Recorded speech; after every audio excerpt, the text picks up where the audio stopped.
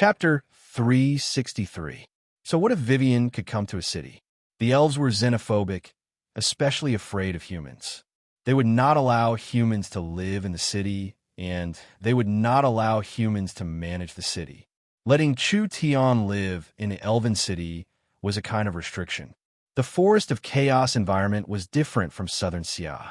If one didn't have a strong enough fist, they wouldn't be able to protect it no matter how many they had. This was also the reason why Chu Tian was not in a rush to find allies in the forest. In this chaotic and disorderly place, they would make a move if they wanted to. As long as there was profit to be made, there would be no reason at all. Honored guests. The rabbit race village chief walked over with a cane. He was a bit afraid, but he respectfully said, "You've taken back the spring water for the village. We are very grateful to you. Is there anything we can help you with?" The rabbit race was a kind of spirit beast, but they were a low-class spirit beast race. The spirit beasts were one of the most complex races on the continent. Humans had dwarves, barbarians, giants, and other ancient relatives. The elves had forest elves, snow elves, flame elves, and etc. However, there had never been a race like the spirit beast that had several hundred branches. Each branch was an independent species, which was very incredible. The special characteristic of the spirit beast was that the higher the level of the spirit beast, the more violent they were, and the lower the level of the spirit beast, the more docile they were. The rabbit race was a race that did not like fighting because they were weak, so the rabbit race relied on higher level races to survive.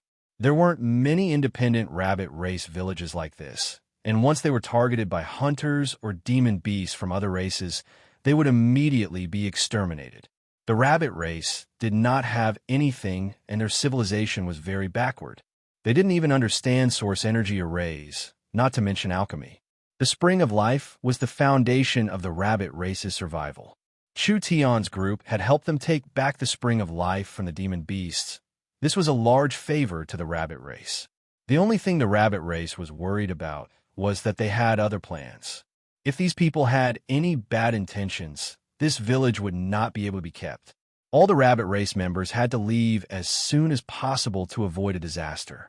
We were just some normal adventurers. We came to the Forest of Chaos this time to buy some materials. However, we're not familiar with the Forest of Chaos, so where can we buy materials from? We will need the village chief's guidance. Right now, he wasn't strong enough, so it wasn't a bad thing to keep a low profile. Chu Tian had already thought of a goal when he came to the Forest of Chaos. He just wanted to find a suitable material channel for miracle commerce and supply them with high-level materials to satisfy the source energy weapons production. He wouldn't participate in the chaotic battles of the Forest of Chaos for now. Seize a city to build a faction? Forget it. With their current strength, any random tribe could probably cripple miracle commerce. More haste, less speed. Let's build a berserker army first. About 100 miles away from here, there's a settlement. It's a temporary town. If the nearby villages need to exchange their daily necessities, it's all done in this town. The rabbit village chief seemed to sigh in relief. While this small town is not large, we can find many forest specialties. Even if we cannot find anything that Sir is satisfied with, it is more convenient to obtain information there. A temporary town? Chu Tian could more or less understand. The small races and even medium-sized powers of the Forest of Chaos were all forced to follow the Dark Forest Law. So the Dark Forest Law was not hard to understand. It meant that in a dark forest, there were countless hunters. These hunters could all become each other's prey, so it was necessary to hide in this kind of environment. Once they were exposed, it was very risky. Not only would it attract the attacks of other hunters, it would also attract the attention of other giants. There would be the danger of being swallowed up or even being exterminated. Therefore, if the small and medium-sized races wanted to develop in the Forest of Chaos, they had to follow this law. Because they didn't dare expose themselves, how could they exchange for daily necessities with the outside world? This kind of temporary town was a method. When the villages needed supplies, they would disguise themselves and come to the small town. After exchanging for what they needed, they would immediately leave this place, not daring to stay for too long to avoid attracting the attention of others. Since they had obtained some information, they would set off. Sir, please wait. The rabbit race village chief could see that Chu Tian was the leader of this group. He gently clapped his hands, and several well-developed rabbit race beauties came out. These rabbit race girls had all been cleaned up, and their watery eyes stared at Chu Tian. What is the meaning of this? These are the 10 most beautiful girls in the village. They're all virgins. They're now offered to Sir and will become Sir's personal maids. The rabbit race is very gentle and warm. They will definitely serve Sir well. Fuck, it can't be. Chu Tian was a bit stunned. The rabbit race looked a bit strange. After all, they were not the same race as humans. However, from a human's aesthetic point of view, the rabbit race girls were petite, full, and gentle. They were the best choice for maids. In a human world, a beautiful rabbit girl could be sold for a very high price, not to mention a virgin. But Chu Tian could clearly feel a sharp gaze staring at him. Even Chun Bingyu was silently looking at him, and Vivian was also frowning. How would he take this? Chu Tian righteously refused. How could I, Chu Tian, be someone who is greedy for beauty and tramples on others? I appreciate the village chief's good intentions, but I cannot accept this kind of gift. The rabbit race village chief said, No, this is their honor. I hope Sir will not decline. These words were not false. The rabbit race girls revealed looks of desire. They lived in the forest of chaos, living in precarious situations every day. If they were taken in as maids by an expert, it would be like flying up a branch and turning into a phoenix. Not to mention that this human was in line with the rabbit race's aesthetic point of view. It was much better than those fierce-looking tigers and bears. From the perspective of the rabbit race, they could use this to monitor Chu Tian. If Chu Tian went back and spread the location of the rabbit race's village, these rabbit girls could run back and report, protecting the safety of the village. They had to be careful in a place like the Forest of Chaos.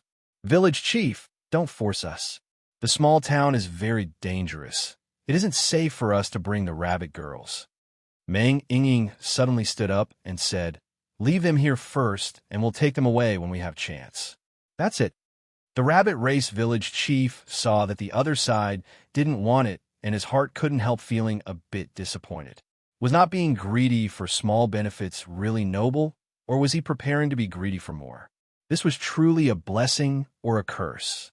The rabbit race village chief's eyes fell on Meng Yingying, Vivian, and Chun Bingyu for a few seconds, but this person had so many beauties by his side. Perhaps he really didn't like the rabbit village's common women, so he could only comfort himself like this.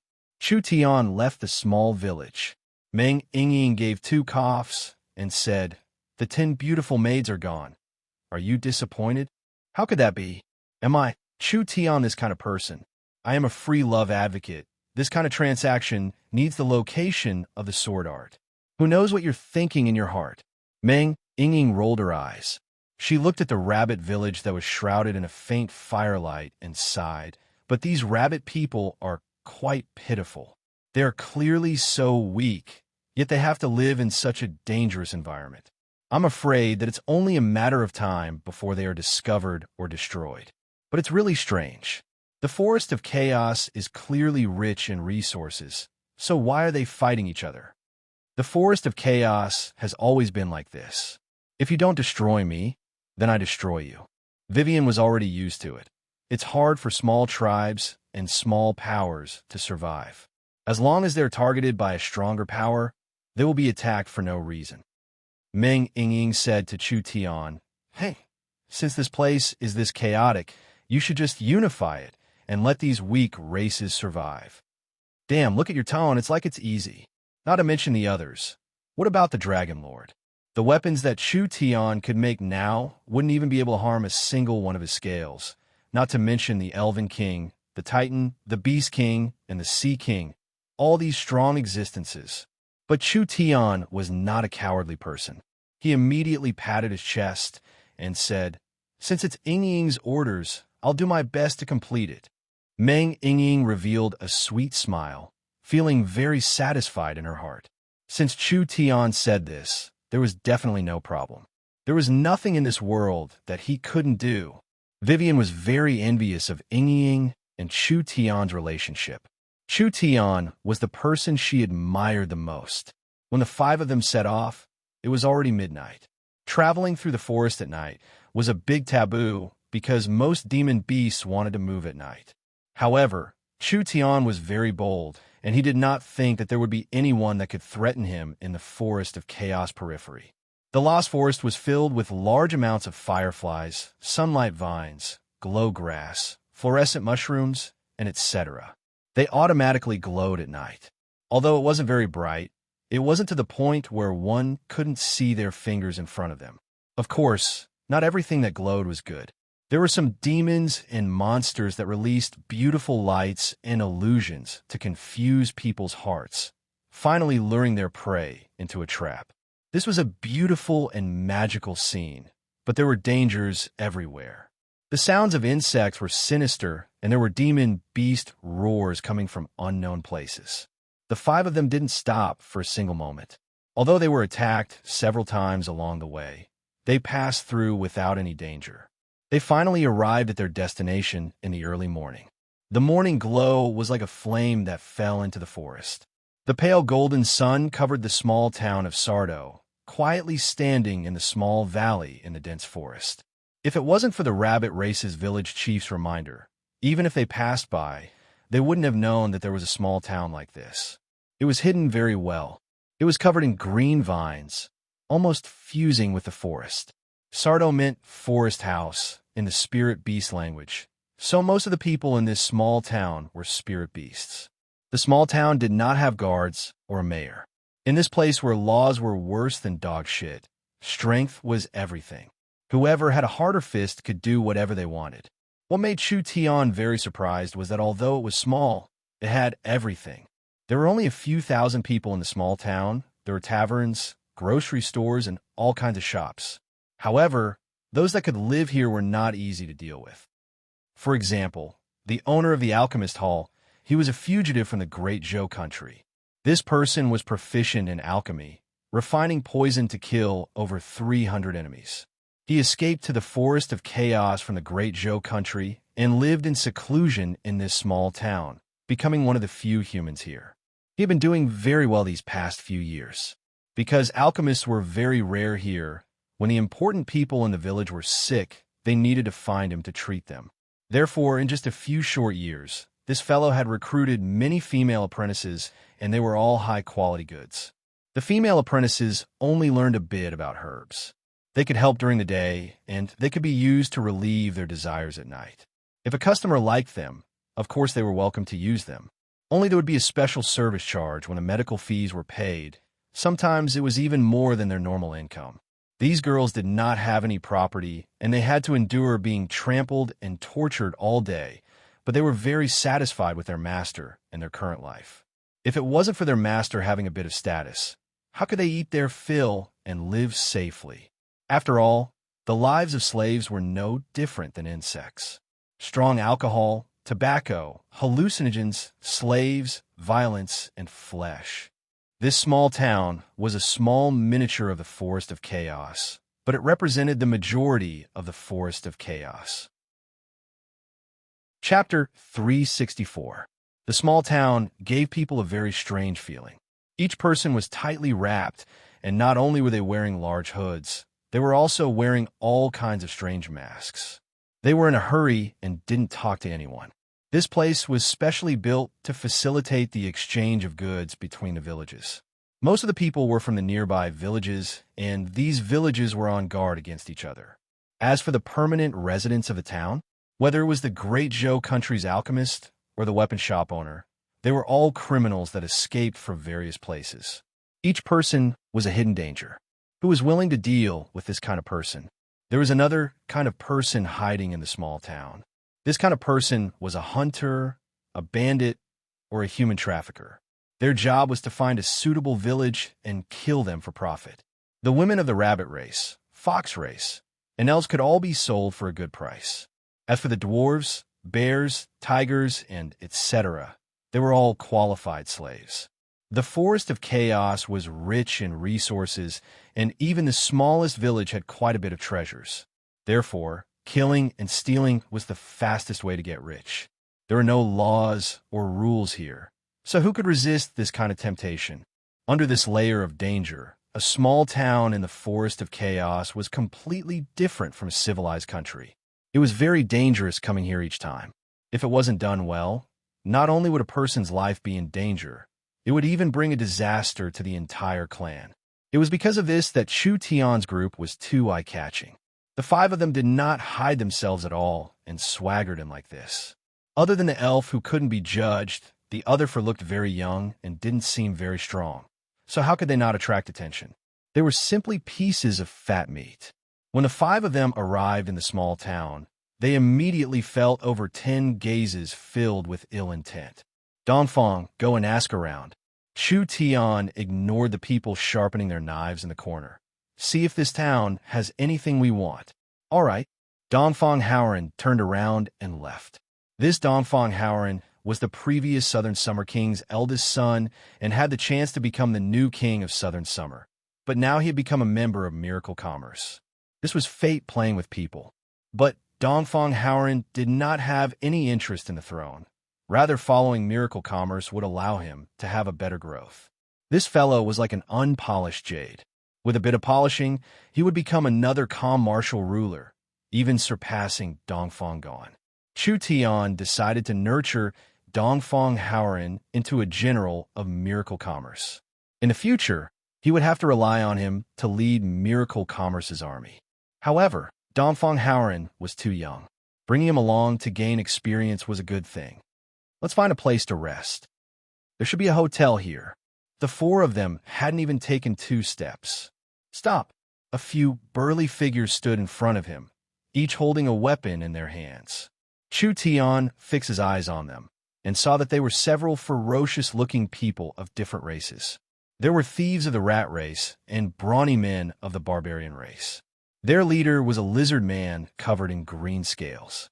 Because of the close distance, Chu Tian could even smell the pungent stench coming from the man's body. Chu Tian frowned. What can I do for you? The few of them looked at each other with greed in their eyes. Your goods aren't bad.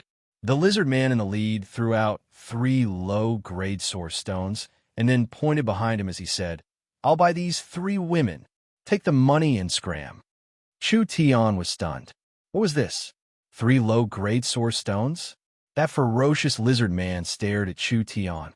Are you deaf? I've already given you the money and your women are in my hands. If you don't scram, I'll teach you a lesson. Go ask around and see who dares offend us in this small town. Meng Yingying, Vivian, and Chun Bingyu's faces sunk. Although they knew that the atmosphere in the Forest of Chaos was bad, being this rude in broad daylight really made people angry. Although there were many people watching, most of them were just here to watch the show. Chu Tian narrowed his eyes and said, It seems like you don't understand the situation. Refusing a toast only to drink a forfeit. The lizard man pulled out the blade at his waist, and a green spirit energy was released, then died. Not weak, an illustrious soul realm strength. In this kind of unknown small town, a random small character actually had the strength of the 4th awakened soul layer. No wonder he dared to be this arrogant. The Forest of Chaos overall strength was much stronger than the small southern summer country. However, he had offended the wrong person. Dang! No one could see what had happened. The lizard man's blade slashed down on the ice crystal-like sword, but the lizard man's blade was instantly broken like tofu. These lizard men were all shocked. This blade was still a high-grade soul weapon, but it was broken upon contact. How is this possible? I want this sword too. The lizard man swept out like an eagle claw, looking like he wanted to take the sword. Chu Tian turned his wrist, and the netherworld sword came out of its sheath. The lizard man did not even know what had happened before his entire arm was cut off. He gave a pitiful cry and retreated while holding his arm, but his arm was covered in blue and white netherworld flames. The flames spread quickly, and wherever they passed, the muscles rapidly withered. In just a few seconds, the flames had spread to the entire body. The originally strong man had become as thin as a stick in an instant. Finally, his body broke apart and turned into smoking fragments on the ground. The other lizard men revealed looks of fear when they saw this. They could not understand. Only the small villages around this small town knew about it. So how could a small village like this have such a powerful character? It was too late to run. Chun Bingyu waved her hand, and large amounts of crystal-clear snowflakes flew out, instantly entering the lizard men's bodies. Several hundred sharp icicles appeared in these lizard men's bodies, turning them into giant ice porcupines. They did not have the slightest bit of resistance before being killed. Meng Yingying spat out at the corpses on the ground. Even this kind of fellow wants to have ideas about us? This kind of bad person. Even Meng Yingying did not have the slightest bit of pity. The surrounding onlookers revealed looks of dread. Wherever the four of them went, everyone stayed far away, and no one dared to approach them.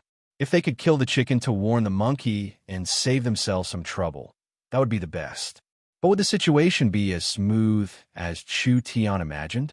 The surrounding people whispered to each other with eyes filled with schadenfreude, preparing to watch a good show. Chu Tian knew that this matter would not be this easy. But even like this, Chu Tian did not need to be afraid.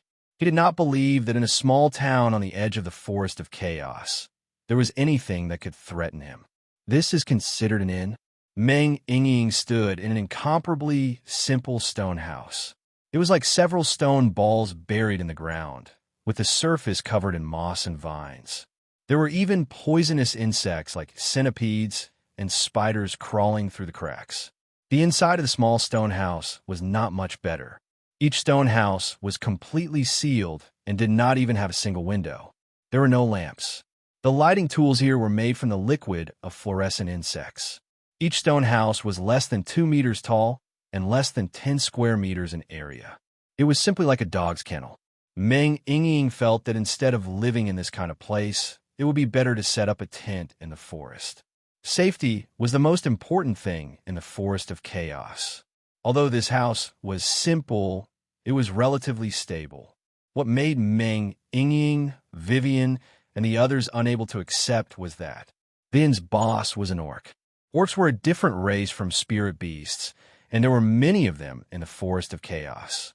Their typical characteristic was their green skin, incomparably tall bodies, and 2 large fangs. They were even more barbaric than the barbarians. The half-beastman boss was wearing an apron-like pants, and his upper body was covered in scars. 2 short axes hung on his back, and his long hair was tied into dozens of thin braids that draped over his back. His mouth was full of a rancid stench that could make people faint from a distance of 10 feet.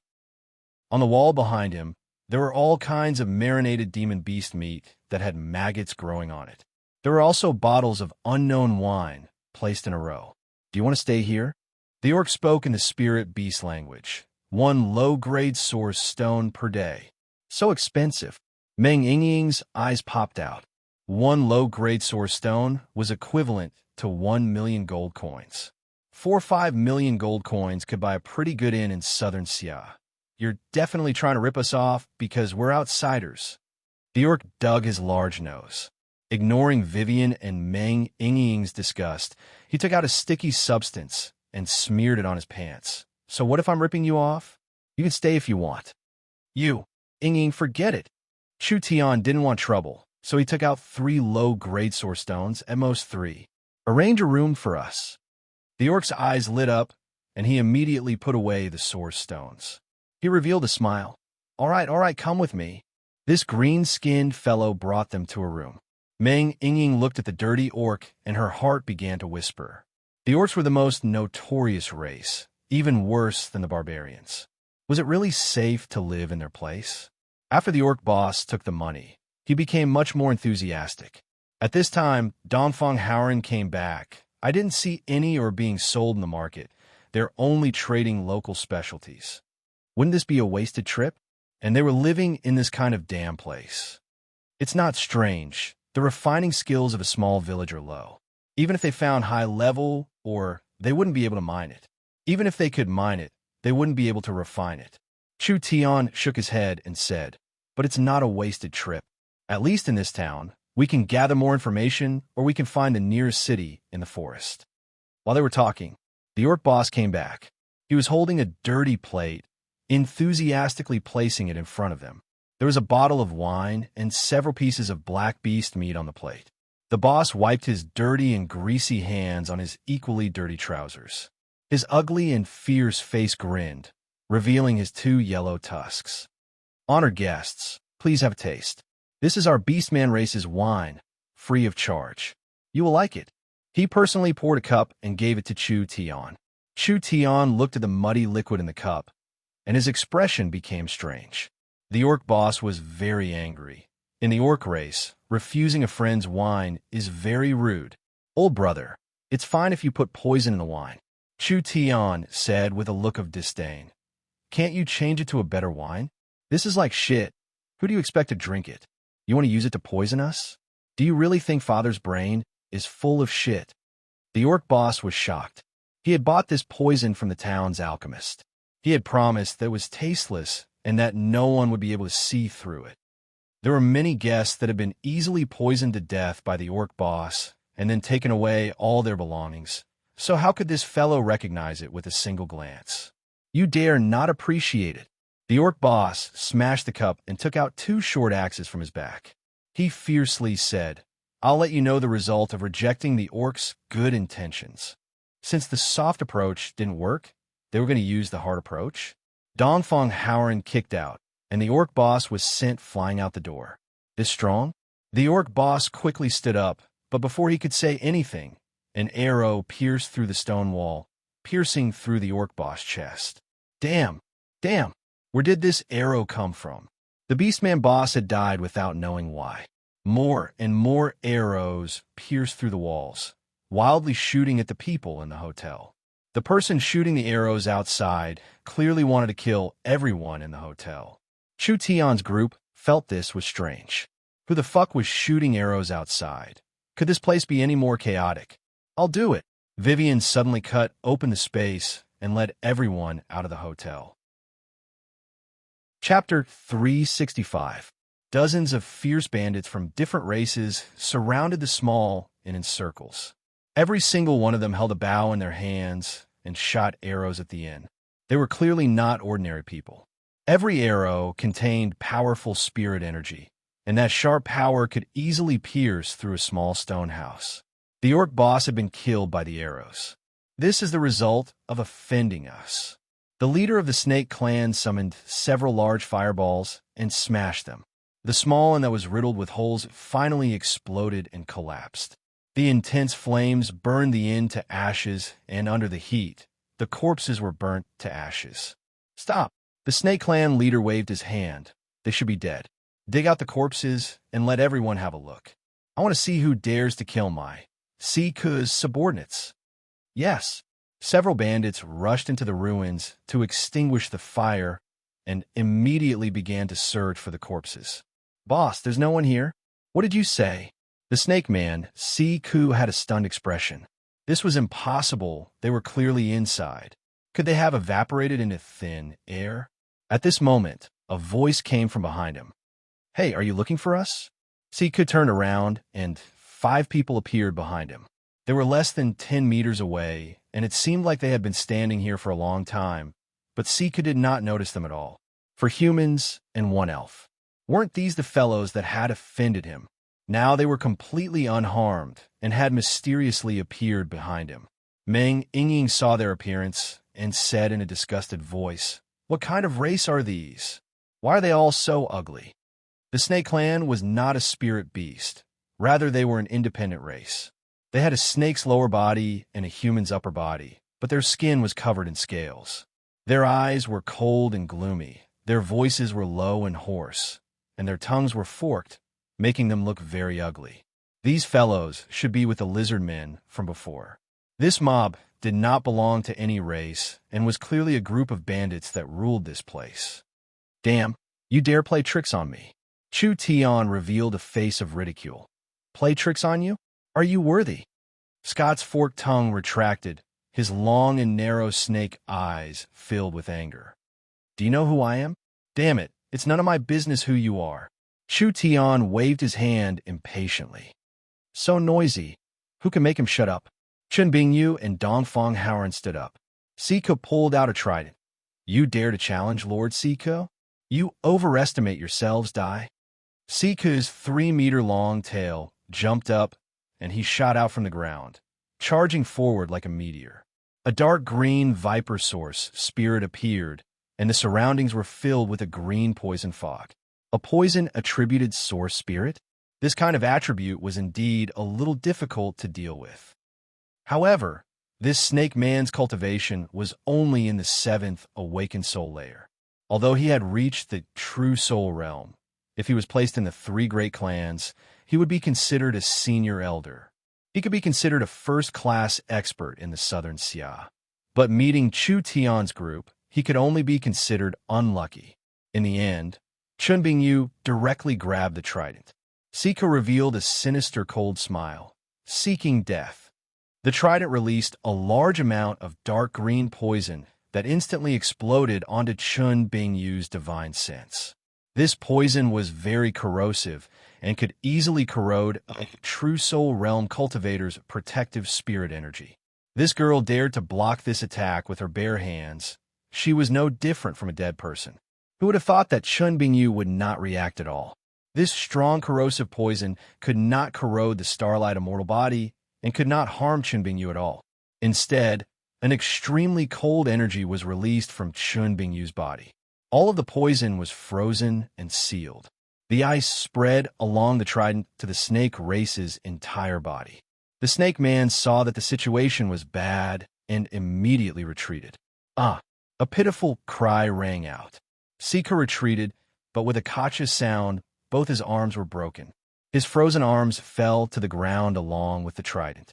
This fellow's hands were completely crippled. Everyone was stunned. Siko was not weak, but he was easily defeated. This human girl did not even use her full strength. This meant that this human strength far surpassed everyone's imagination. If you dare kill me, you'll definitely regret it. Siko retreated in fear. Dongfang Haoran's source spirit turned into a giant flaming sword. He stepped off the ground and soared into the sky, instantly appearing in front of Siko. Wait a minute. I am the great Spider Count Cannon's subordinate. He did not even finish speaking. Dongfang Haoran passed by his body. That terrifying sword glow did not cut his body in half. Rather, it cut a large piece of flesh and blood, leaving a deep mark on the ground. The boss is dead. Everyone quickly run. These wild bandits usually bullied the people of this small village. When had they ever met such a powerful person? They were so scared that they pissed their pants. Chun Bingyu and Dongfang Haoran charged forward. There was a series of pitiful cries and begging for mercy, but in just a short few seconds, everything returned to normal. If they weren't ice shards, they had already been chopped into meat paste. In short, there was not a single person left standing. Siko is dead. Siko is dead. These bandits were clearly the tyrants of this small town. When the snakeman and his subordinates were killed, the other people in the small town all revealed looks of shock. Everyone calm down. Everyone calm down. Chu Tian felt good about himself and immediately raised his hands and said, "Everyone doesn't need to thank me or worship me. Eliminating evil for the people, punishing evil for the good, this is what I should do." Vivian said in a doubtful voice, "Big brother Chu Tian, they don't seem to be thanking us." How could that be? Chu Tian was a bit stunned. When he looked over everyone, not only did they not shed tears of gratitude, they all revealed looks of fear. Sika has been killed. This small town is finished. This small town is finished. Damn, where did these people come from? We built this small town with great difficulty, and it was destroyed by them. Quickly leave. Cannon's anger is not something we can endure. These people did not have any joy. Rather, they felt like a disaster was about to befall them. They looked at Chu Tian's group with eyes that did not have the slightest bit of gratitude. Rather, they were filled with anger and hatred. If it wasn't for the fact that they were strong, they would have already tied them up and offered them to Cannon for forgiveness. What's going on? Meng Ying scratched her head. Could it be that killing a few bad people is something wrong? What kind of logic is this? When she saw eyes filled with anger, fear, and blame, Meng Yingying felt like her three views had been turned upside down. When did killing bad people become doing bad things?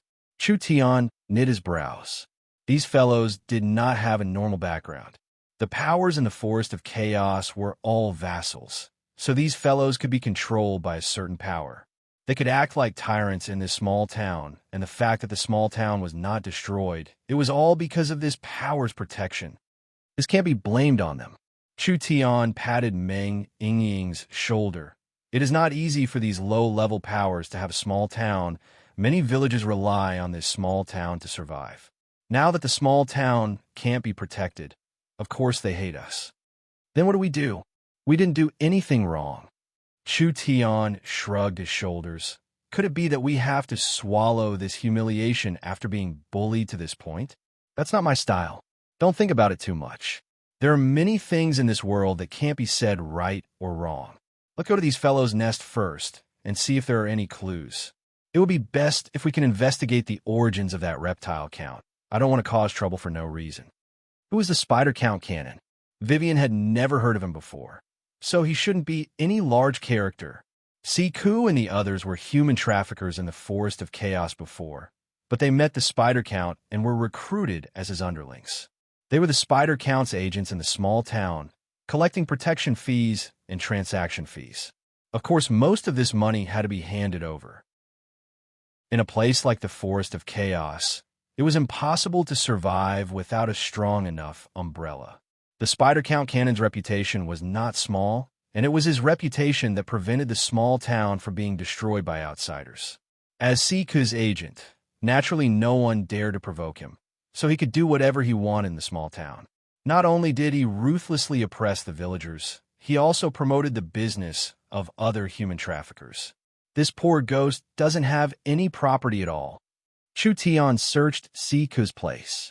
There was a dungeon that had over 100 people locked up, and they were all Siku's goods. Chu Tian only found 200 low-grade source stones.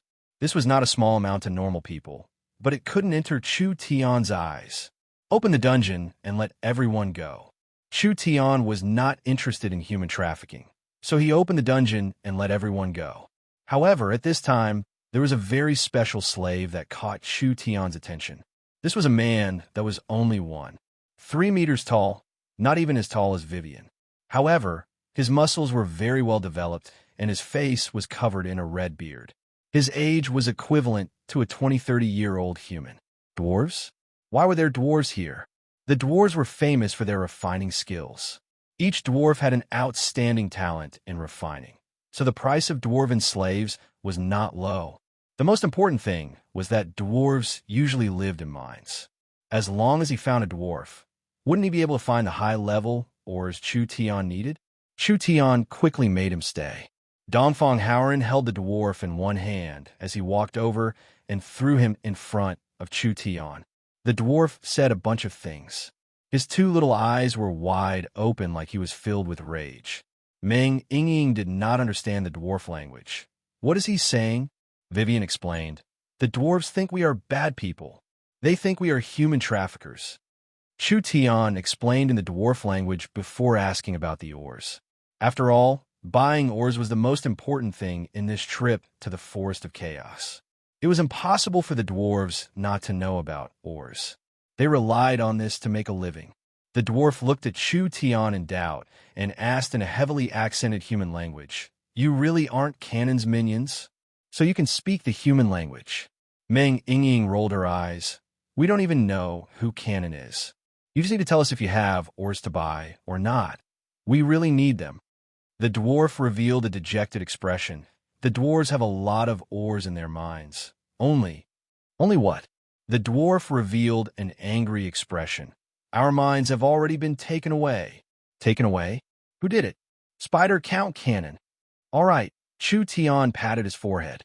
This time he couldn't avoid it. But speaking of this, who was this fellow?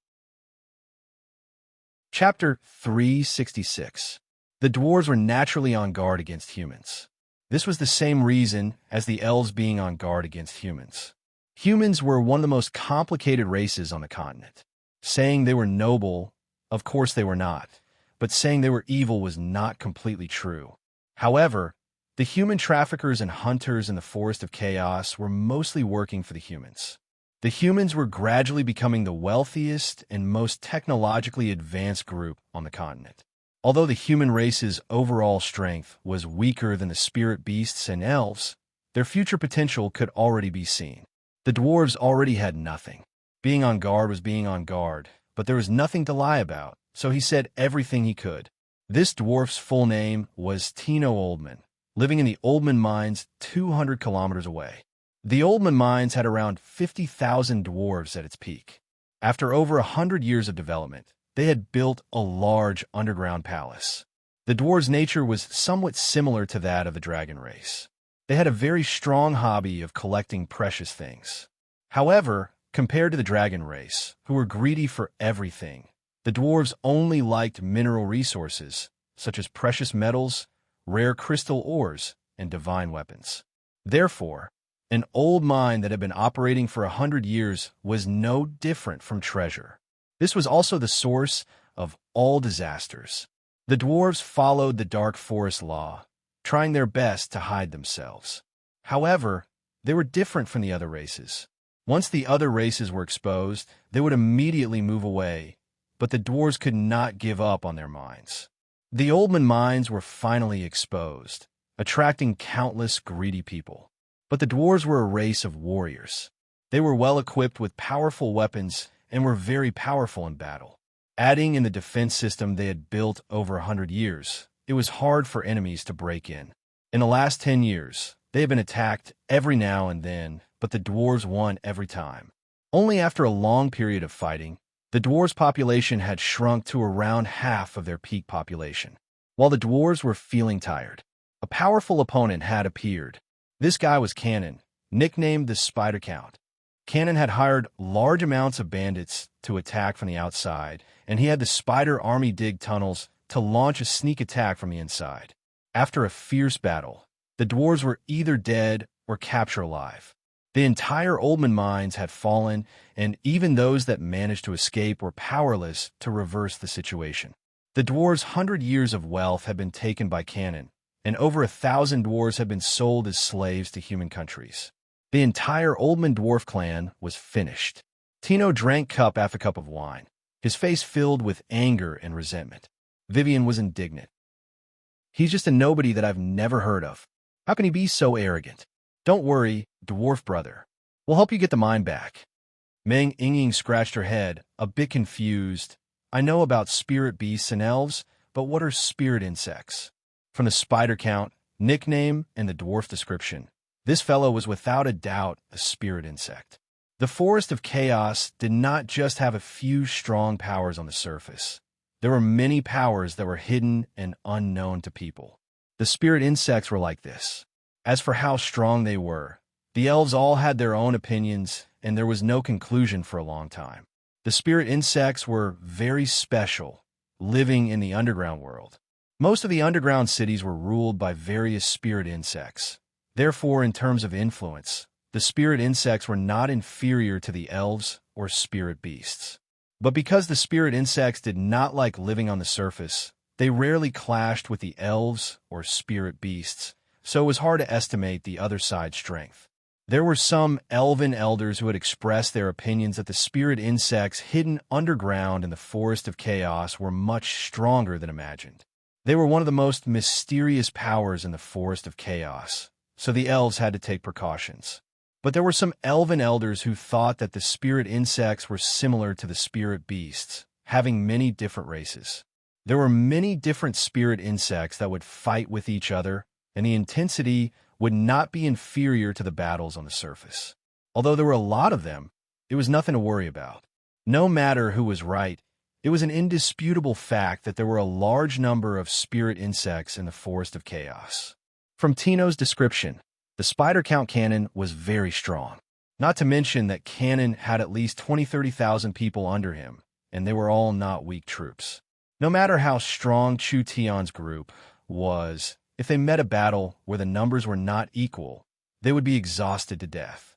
Once their spirit energy was exhausted, it was useless no matter how high their cultivation was. We don't have enough people. How many dwarven warriors are left? Although the dwarves were not smart, they still had to be careful when it came to the whereabouts of their companions. Who knew if this fellow in front of them was Canon's plan to eliminate the dwarves? If you don't even have basic trust, how can we help you? Human, how can I trust you? Tino coldly said. Would you be this kind to help the dwarves fight? Dwarves, look. Vivian stood up and released her powerful spirit energy. A dagger filled with the aura of spatial energy appeared. If you still think that I am Canon's subordinate, then I have nothing to say. Spirit energy strength. True spirit realm. It was a spatial attributed source spirit. True spirit realm experts were very rare, not to mention a true spirit realm expert with an innate spatial attribute. Even if Canon had skills as high as the sky, he could not find this kind of person to work for him. Not to mention that Vivian was an elf, and the elves were a race that could be trusted. The dwarves have 5,000 warriors retreat to the new mines to prepare for battle. Tino did not hesitate as he immediately stood up and said, as long as you help the dwarves take back the Oldman mines, the dwarves will agree to whatever you want. 5,000 people? This number was a bit small, but it was enough. This place was very far from southern Xia, so it was not convenient for Chu Tian to bring the army over, so he could only make do with what he had. The dwarves were brave warriors, so 5,000 people was not a weak battle force. The dwarves' gathering place was a new mine that had been developed for less than 2 years. On the surface, it looked like a cave. There were a few long rails inside, and huge black iron carts were placed on the rails. The smelting room had just been built, so it looked very simple. The 5,000 dwarves were hiding here, planning to take back the Oldman mines that belonged to the dwarves. Although they knew that fighting with the strength of 5,000 people was no different from sending themselves to death, the dwarves were a stubborn race, so they would give it a try no matter what. Tino brought back reinforcements at this time, and the other dwarves were very surprised. An old dwarf chief was questioning the strength of these people. After all, whether it was the humans or elves, they all looked very young. Chu Tian felt that if he wanted to negotiate with these fellows, he had to show his strength first. Ying, come out. Chu Tian directly said to the dwarf chief, this is the one with the lowest cultivation among us. If the old chief can harm a single hair on her head, we will help the dwarves for free. Arrogant human. The old chief disdainfully said, I am in the 8th awakened soul layer, and the dwarves have a strong cultivation technique. Even a 9th awakened soul layer cultivator would not dare say they would be unharmed. So why are you this confident? This is only a bet. Chu Tian softly said, if you can't harm her, after we defeat Canon, I want half of the wealth in the dwarves' mines. Half. Every dwarf was fuming with rage and anger. This fellow was too greedy. He actually opened his mouth and asked for half. The reserves in the Oldman mines were the dwarves' collection for 100 years. Canon had only occupied the Oldman mines for half a year, and most of the things had not been transported yet. This half was a shocking number. This fellow was simply asking for too much. This is very fair. Chu Tian did not feel that his price was too high. Without the help of the 5 of us, not to mention half of your 5,000 people, you would only be sending yourselves to death. The dwarves were famous for their stubborn tempers. How could they tolerate this kind of arrogance? A dwarf shouted, you want to take half with just the 5 of you? Don't you think you're too greedy? It's not quantity, it's quality. The benefits and risks are equal. Chu Tian did not back down at all. No one knows if Canon has a stronger power behind him. So helping the dwarves this time is also a risk for us. All right, I'll bet with you. The dwarf pulled out a battle hammer. This hammer was completely black and was flowing with the glow of lava, releasing a strong aura. It was clearly a soul-contracting weapon. I want to see if you can block my hammer. The might of a soul-contracting weapon was shocking. The old dwarf chief had a deep cultivation base of the 8th awakened soul layer. The most important thing was that the dwarf's cultivation technique was wild, overbearing, and strong. Even if a 9th awakened soul layer cultivator was hit by this hammer, if they didn't die, they would still be heavily injured. Meng Ying gave a snort, and her body was covered in starlight. Come at me. If I dodge, even a little, it'll be your win. The old patriarch let out a low roar. and the floor under his feet cracked from the oppressive force. The huge hammer erupted with intense flames, and the air in the entire mine was boiling hot. When the hammer was swung up, the surrounding space crackled, as if a fire dragon was dancing in his hand. Meng Yingying's brows jumped up. The dwarf's strength was truly overbearing. She immediately put away her contempt and released her source spirit, which was a beautiful mirror. There was a glow coming from the mirror that covered Meng Yingying's body.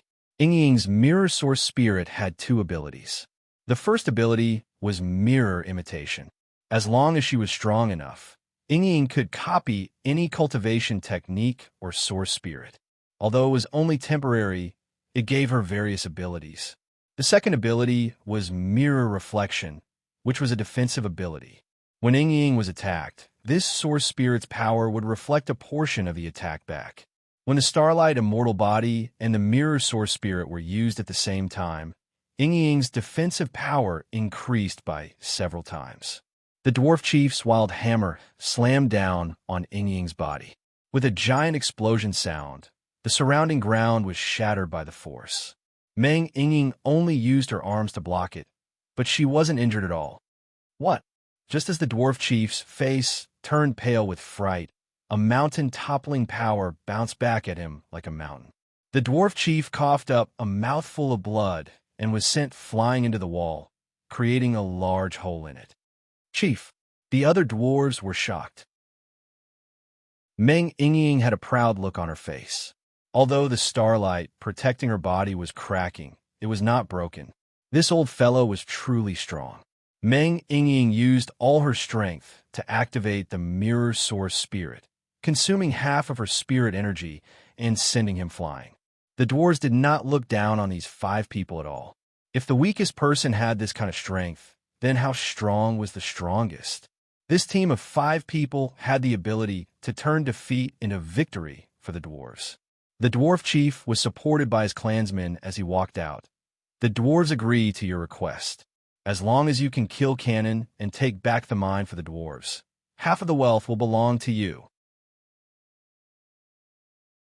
Chapter 367. 5,000 dwarves were neatly standing in the hall. When Chu Tian looked down from a high place, he couldn't even tell if they were male or female, old or young. This was because the dwarves were all tall and had the same appearance. They had rich hair and their faces were covered in beards, which was the symbol of the dwarves. Even if they were male or female, they were the same. Other than that, they were less than 1.40 meters tall, but they grew horizontally, forming a triangle of muscles. Kill Cannon. Kill Cannon. Take back the Oldman mines. Take back the Oldman mines. The dwarf had already put on their armor and raised their weapons as they shouted a few words. Following this, all the wine and meat in the warehouse were brought out, letting the dwarves eat and drink to their heart's content. They were prepared to cut off their means of retreat and fight to the death. The dwarves were not a race that was easy to get along with. Not only did they have a fiery temper, they were also very stubborn. Once the dwarves decided on something, even the Heavenly Emperor would find it hard to change it. So once the dwarves bore a grudge, it would be a lifelong grudge. Actually, anyone with a bit of a brain could understand that the Oldman mines could not stay any longer. Even if the dwarves took back the mines, they would not have the power to defend it. This 100-year-old mine was destined not to belong to the dwarves. How could these several thousand people defend their homeland? Would the dwarves leave? Impossible. Chu Tian understood these stubborn fellows. They knew that they would die if they stayed in the mines, so they were not willing to give the mines to others. However, this was an opportunity for Chu Tian. Chu Tian was very interested in the Oldman mines and the dwarves. This was because the dwarves that could survive were all elites of their tribes. Not to mention their battle strength, they were all experienced refining experts. Chu Tian was strictly a merchant, and the benefits these dwarves could create were very large. Miracle commerce was still lacking in refining materials and production. If he could take this chance to swallow Oldman's small town, wouldn't that make up for Miracle Commerce's shortcomings? Not bad, not bad. Swindling others, I'm the best at it. Vivian was eating her fruit when she noticed Chu Tian snickering. What are you laughing at, Brother Chu Tian? He probably came up with an idea to harm people again. Meng Yingying acted as if she knew Chu Tian the best. Vivian was shocked. Brother Chu Tian is a good person. Why would he harm people? These words almost made Chun Bingyu choke. Were the fairies selectively blind? Chu Tian had destroyed the barbarians' homeland without leaving any leeway. But now, the barbarians were singing his praises and shedding tears of gratitude. In the future, they would have to risk their lives to fight for him. Speaking of which, these barbarians have been cheated badly. Dong dong dong. The dwarves beat their war drums. The clan leader personally put on his armor and led his clansmen out. Chu Tian came over and said to the four of them, "We should also go." The Oldman mine was at the end of a canyon. This canyon was very inconspicuous in the forest, and if a flying demon beast swooped down from the sky, it would be a very common terrain in the forest. There was nothing special about it at all. Who would have thought that there would be several energy veins underground that would even attract a group of dwarves? There were several canyons in this area, and each canyon had many branches. Although the terrain was very common, the structure was very complex. The main entrance of the Oldman mine was just a very common mountain wall. When Chu Tian looked into the distance, he saw that the entire mountain wall was covered in vines and moss. There was even a small waterfall hanging down, but no matter how carefully he looked, he couldn't see a single trace of it. It was just like a very common place. This is the Oldman mine. This wall has a mechanism designed by the dwarves. As the dwarf chief spoke, he took out a stone key that was more than a foot long. The key's structure was very complicated, and it was inlaid with several crystals of different properties. We just need to insert the key into it, and the stone wall will automatically open. Dwarven brothers, let us kill our way in and take back our property and the mine. The dwarves wanted to charge in against a common enemy. Wait a minute. Chu Tian stopped the reckless dwarves. Cannon has several times more people than you. There is no chance of winning if you charge in. We have to fight even if we can't win. Dwarven brothers are not afraid of strong enemies. That's right. Dwarven brothers are not afraid of strong enemies. We have to kill Cannon even if we have to risk our lives. Don't be excited. Chu Tian said to the dwarves, since we're not in a rush, we should wait a bit and let us sneak in and assassinate Cannon. This way, the spider army will be in chaos, and won't you have a better chance? Assassinate Cannon?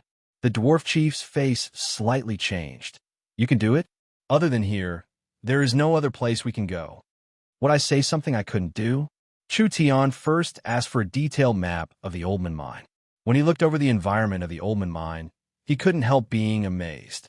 The scale of this mine was very large. The dwarves had turned this place into a large underground palace. The Oldman mine's design was very reasonable. The entire underground palace was divided into upper, middle, and lower levels. The excavation area and the refining area were at the bottom level, with 6 large dwarven mines and several dozen craftsmen's houses. The living area and storage area were in the middle level, with over 20,000 rooms and 15 streets. The top level was the breeding, cultivation, and activity area. There were over 800 houses here, as well as a special area for growing crops. The entire mine was in the shape of an inverted trapezoid. The higher the level, the larger the space.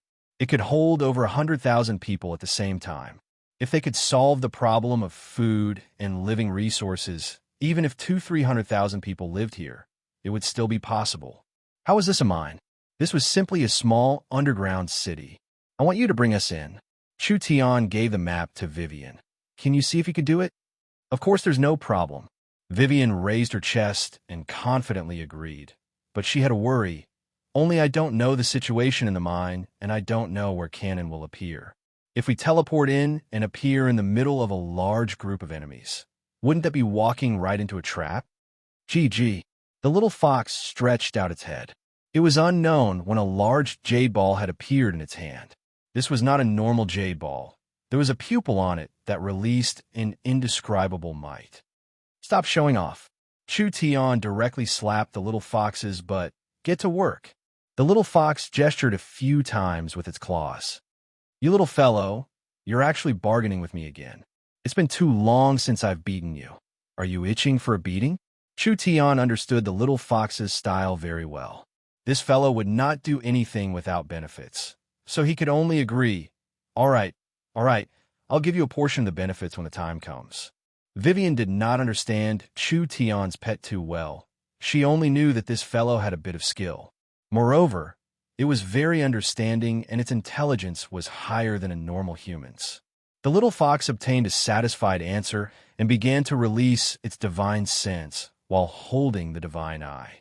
After a few seconds, the little fox opened its eyes and those sparkling eyes released a glow. It immediately jumped onto Vivian's hand and used its claws to point out a location on the map. No problem. Vivian used her spatial energy to lock onto the location and brought everyone over one by one. Bringing people to teleport used up a lot of energy, and if there were too many people, even she wouldn't be able to handle it. For people used up a third of her spirit energy, so she didn't dare bring more people in. The last one to enter was Meng Yingying. Meng Yingying felt the scenery change, and she suddenly appeared in a completely unfamiliar environment. All sides were sealed off, and there was not a single light. But it was not dark at all. Rather, it was very bright. Meng Yingying gently took a step forward. Hua, la, la. This was the sound of a bunch of silver jades colliding, sounding very clear. Looking over, Meng Yingying was stunned. Because her 2 feet were stepping on a large silver river, she had accidentally kicked it, and a large amount of metal was scattered. It shined with light, just like flowing water. Meng Yingying picked up a silver ingot that was silvery white and covered in a faint glow. This was clearly a kind of mithril energy metal. The entire ground was covered in this kind of metal. When she looked around, she was shocked to find that this magnificent silver river was just a small stream. There were mountains of materials all around them, with the majority of them being metal materials, and most of them being level 3 and above high-level materials. "This is too much," Meng Yingying excitedly said to Chu Tian. "This is what miracle commerce lacks. We'll split these materials, and we can immediately make weapons." There were so many high-level metal materials here. How many storm rifles and source energy cannons could they turn into? Miracle Commerce's technology and technology would all be developed by leaps and bounds. "Come back here for me." Chu Tian grabbed the little fox's tail and pulled it out from the mountain of treasures. "You little fellow, I finally understand why you chose this place." The little fox's mouth was filled with metal essence, and it swallowed it all into its stomach, turning into a gray fog. Chu Tian felt his hands become empty as the little fox jumped several meters away. With a speed visible to the naked eye, a small mountain was swallowed into the little fox's stomach. "Little fox, why are you so disobedient?" Meng Yingying was a bit puzzled. "This is all metal. Can you digest it after swallowing it?" The little fox looked at Meng Yingying with a look of disdain. "You can even ask such a stupid question? This fox does not need this scrap metal, but Master needs it. This fox will first store a portion in my stomach and wait for a good price. When the time comes, I can fiercely rip off Master. This bastard would tear the roof tiles if he wasn't beaten for 3 days. This damn fox was asking for a beating. It had to be properly taught a lesson. How could this little fox be caught that easily?" Chu Tian was brought everywhere by it, but he couldn't catch it at all. The treasure room's door suddenly opened. What is going on? Why is there a sound coming from inside? Several strange, intelligent races walked into the treasure room. They looked like a mix of humans and spiders. Their upper bodies were similar to humans, but their lower bodies had 8 spider legs. They walked very quickly, and each leg was like a steel blade. Spider race, a kind of spirit insect. Chapter 368. The spider people were half human and half spider, but one shouldn't think that their upper bodies were exactly the same as humans. In fact, even if the spider people ignored their lower bodies and compared their human-like upper bodies, they were still 2 completely different races from humans. First, they didn't have mouths and only had mouth parts similar to arthropods. Two poisonous pincers came out of their mouths, making them look very fierce. The spider people also had insect compound eyes, with a total of 4. Their hair was ash gray and was rather sparse. Just describing it to this point, it could be imagined just how ugly they were. Of course, ugly was relative. After all, judging beauty with a human sense of beauty was a very narrow matter. In the eyes of the spirit insects, how could humans not be ugly? The spider people had 8 spider legs. 6 of them were very slender, like steel blades. The 2 in front were very thick, able to easily dig through the ground. Actually, the spider race was a very common race among the spirit insects. They were sly, sharp, and cruel. They were proficient in setting traps and using poisons, so most of them were experienced hunters.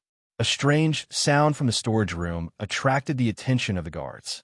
Several spider people opened the door to patrol, and their steel blade-like legs made a clear sound as they stepped on the metal on the ground. Actually, the spider people's legs were very special.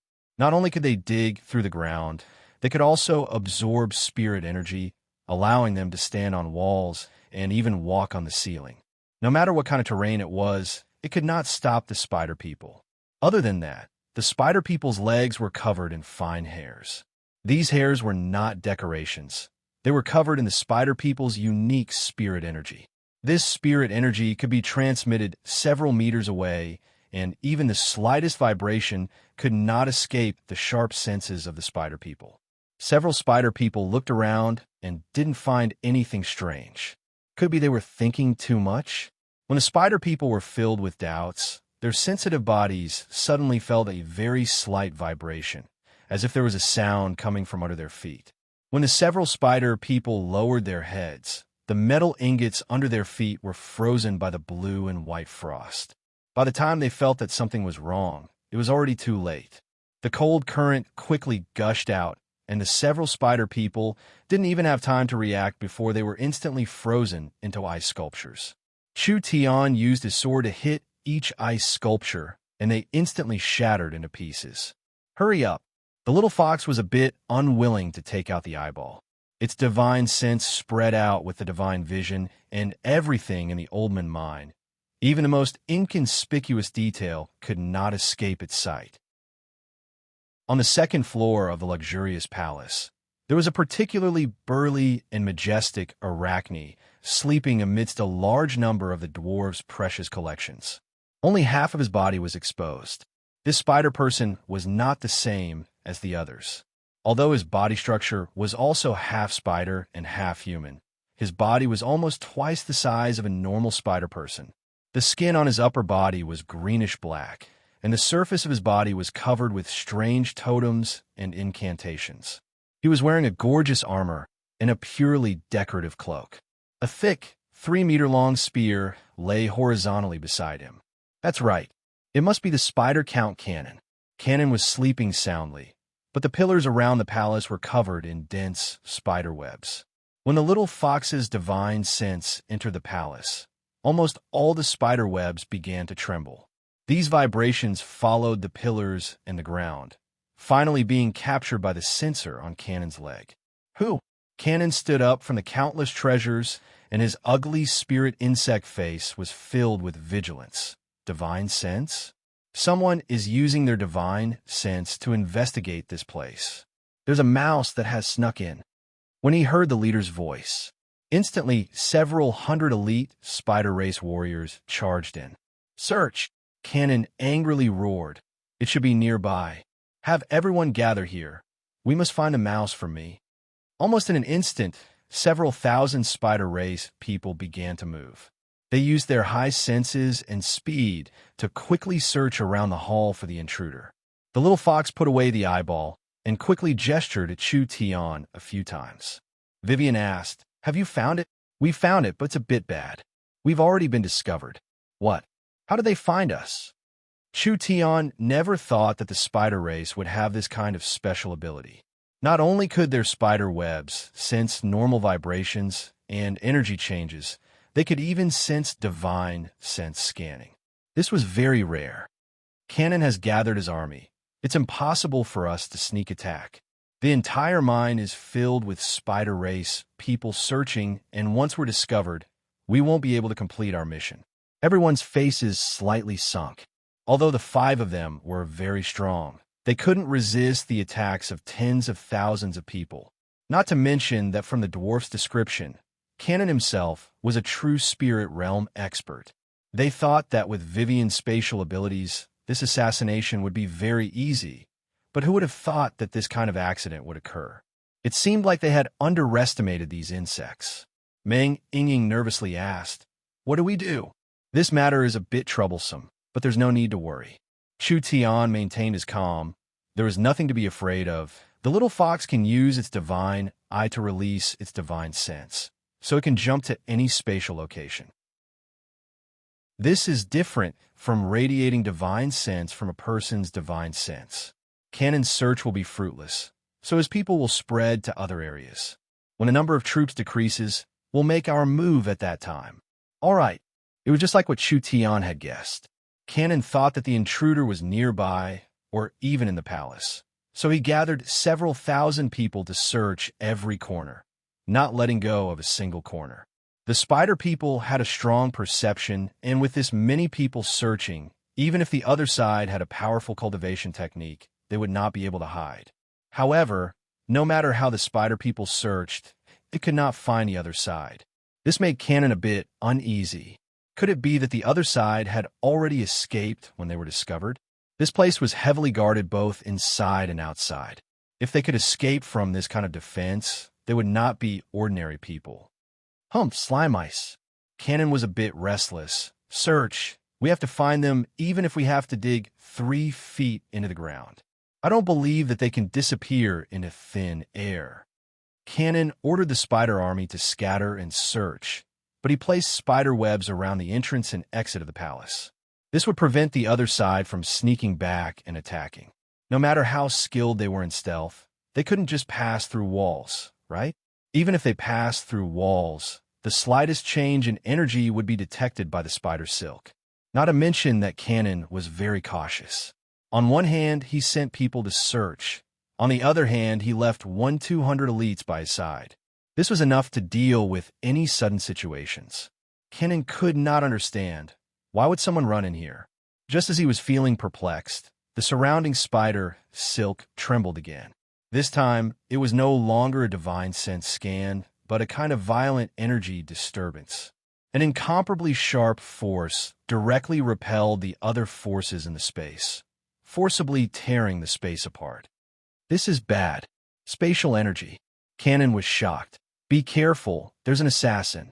Vivian tore open a spatial passage, and a few people charged out. More than 100 spider bodyguards surrounded Cannon. Vivian raised her sword and sent out a spatial slash, slicing more than a dozen bodyguards in half at the waist. This kind of spatial attack could not be defended against at all. Because a slash formed from a spatial distortion, it was an attack on the spatial level. No matter how dense or strong a material was, it could not resist this kind of tearing. Cannon quickly released his spirit energy, attempting to use his energy to disturb the surrounding space and reduce the success rate of the spatial attack. He loudly shouted, "Kill them!" The spider guards charged forward with their weapons in hand. Chun Bingyu and Dongfang Haoran charged out from the left and right, instantly sending several dozen spider guards flying. Cannon felt that something was wrong. These people were very strong, and the guards could not stop them, so he had to call for more troops. He released some energy into the spider silk, and the energy was immediately sent to all parts of the spider silk. Almost every spider clan member received this urgent message and immediately rushed towards the main hall. There was the sound of the spider army charging in all directions. In at most a few seconds, this place would be surrounded. Meng Yingying quickly shouted, "Vivian, quickly kill him." Vivian sent out a spatial slash, and Cannon's energy had already filled the surroundings.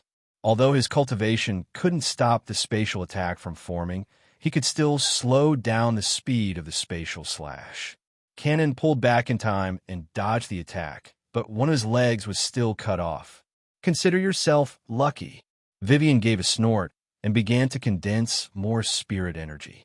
Cannon was a true spirit expert, but he was only in the first true spirit layer. This elf with spatial energy was at least in the third true spirit layer, so she was definitely not his match. She had to quickly run. Pooh! Cannon spat out a large cloud of poison mist and was about to run away. Flame demon transformation. Chu Tian turned into a flame demon and entered his second state. Like a sharp meteor, he chased after Cannon and slashed out with a flaming sword. Seeking death. Cannon could feel Chu Tian's aura. This person's cultivation was around the 8th awakened soul layer. Even if he used a strange secret technique and was not weaker than a peak 9th awakened soul layer expert, trying to block a true spirit cultivator was still overestimating himself. He casually sent out a spear. Who would have thought that when Chu Tian sent out a full strength slash, he would release the demon god's sword source spirit? This source spirit that was close to the god level immediately increased the might of the sword glow by several times. Dang! A crack appeared on Chu Tian's starlight barrier, and he was sent flying several meters. Cannon only took a step back, but he revealed a look of disbelief. Although it was true that Cannon had the upper hand, with his trivial awakened soul realm strength, forcing back a true spirit cultivator, this was an impossible matter. After Chu Tian's cultivation increased, this was the first time he had made a move, so he was satisfied. Cannon's cultivation was only a bit weaker than Malam's. Being able to fight with this kind of opponent without being injured, this was enough to make Chu Tian in the 8th awakened soul layer feel proud. This did not mean that Chu Tian had a chance of winning. Actually, without using the power of his main source spirit, Chu Tian would not be able to last more than 10 rounds. But this was not important. Chu Tian did not need to personally fight with him. It was enough as long as he stopped Cannon. Vivian's explosive power turned into a dozen spatial slashes that descended at the same time. No! Cannon gave a pitiful cry as he was cut into several pieces. Any protective spirit energy or defensive cultivation technique was useless as he was cut into pieces like tofu. Chapter 369. Cannon was a peak expert that could stand shoulder to shoulder with the refined ruler and the burning sun ruler. But in a place like the Forest of Chaos, he could only be considered a third-rate expert. The Warhound's Kingdom's Fong King, with his third true spirit layer cultivation, was not Vivian's match, so there was no suspense in this battle at all. Chu Tian could have just sent Vivian out because of the void escaping, a special property. As long as the attack did not surpass a certain threshold, no matter how many attacks there were, it would be useless against Vivian. Therefore, as long as the little fox found Cannon's position, Vivian would have a chance to kill him by herself. This was not a very hard or dangerous task. Of course, in order to prevent Cannon from using special methods to escape, the dwarves would think that Chu Tian had risked his life to help them. In order to kill more enemies and create more chaos, Chu Tian still brought others with him. After all, there is a large difference between lifting a finger and risking one's life in the eyes of the dwarves. Vivian's spatial attacks consumed a lot of energy, so she was not good at group fights. She could only attack important targets, and if they were comparing the number of enemies she could kill, she could not even compare to Qin Bingyu. The Count is dead. The Count is dead. When Sword Daoist Cannon was cut to pieces, the entire spider army fell into chaos. The spider race's ability to send information through spider silk was very useful, but it could also cause trouble at times. For example, when panic broke out, it could add fuel to the fire. The spider army was at least in the 9th body refinement layer, and the overall battle strength of the army was even stronger than the Southern Xia Storm Cavalry. The mines were filled with traps left by the spider race, and the fortifications left by the dwarves. If this army could calm down and rely on their current advantage, they might not be able to defend themselves. But in a world where there was a large disparity in strength, the strongest person was not just the leader of the army. In a sense, they were the spiritual pillars, and the death of a leader was a destructive blow to morale. Kill disturbed their troops. Chu Tian did not need to give any orders. Qin Bingyu and Dongfang Haoran charged out like two meteors. Two peak ninth awakened soul layer experts. They were both naturally talented people with strong defenses. Unless they met a true spirit realm expert, it would be hard for them to be defeated before they ran out of spirit energy. The spirit insects were not as brave as the spirit beasts, so they killed over 500 of them. After consuming over half of their spirit energy and weakening their attacks, the spider army's generals adjusted the situation and began to resist and surround them. However, a decent resistance had yet to begin. Damn worms! Feel the wrath of the dwarves. The angry dwarves pushed open the gates. Supported by the belief that they could take back their homeland, the dwarves were wild and ferocious as they attacked the spider army. The spider army's attention was attracted by Chu Tian's group. Large groups of dwarves suddenly attacked from behind, catching the spider army off guard. Panic filled the air again. The spider army's morale completely collapsed, and they couldn't gather it again. If it was just a few experts, as long as they ran out of spirit energy, they could still win. Now that there were thousands of dwarves attacking, the spider army still had the advantage in strength, but their fighting spirit was completely different. The mines were the dwarves' homeland, the inheritance of their ancestors, and the foundation of their lives. It was worth risking their lives for, but to the spider army, it was just a stolen territory. Their leader was dead, and the territory had no meaning, so there was no need to sacrifice their lives for it.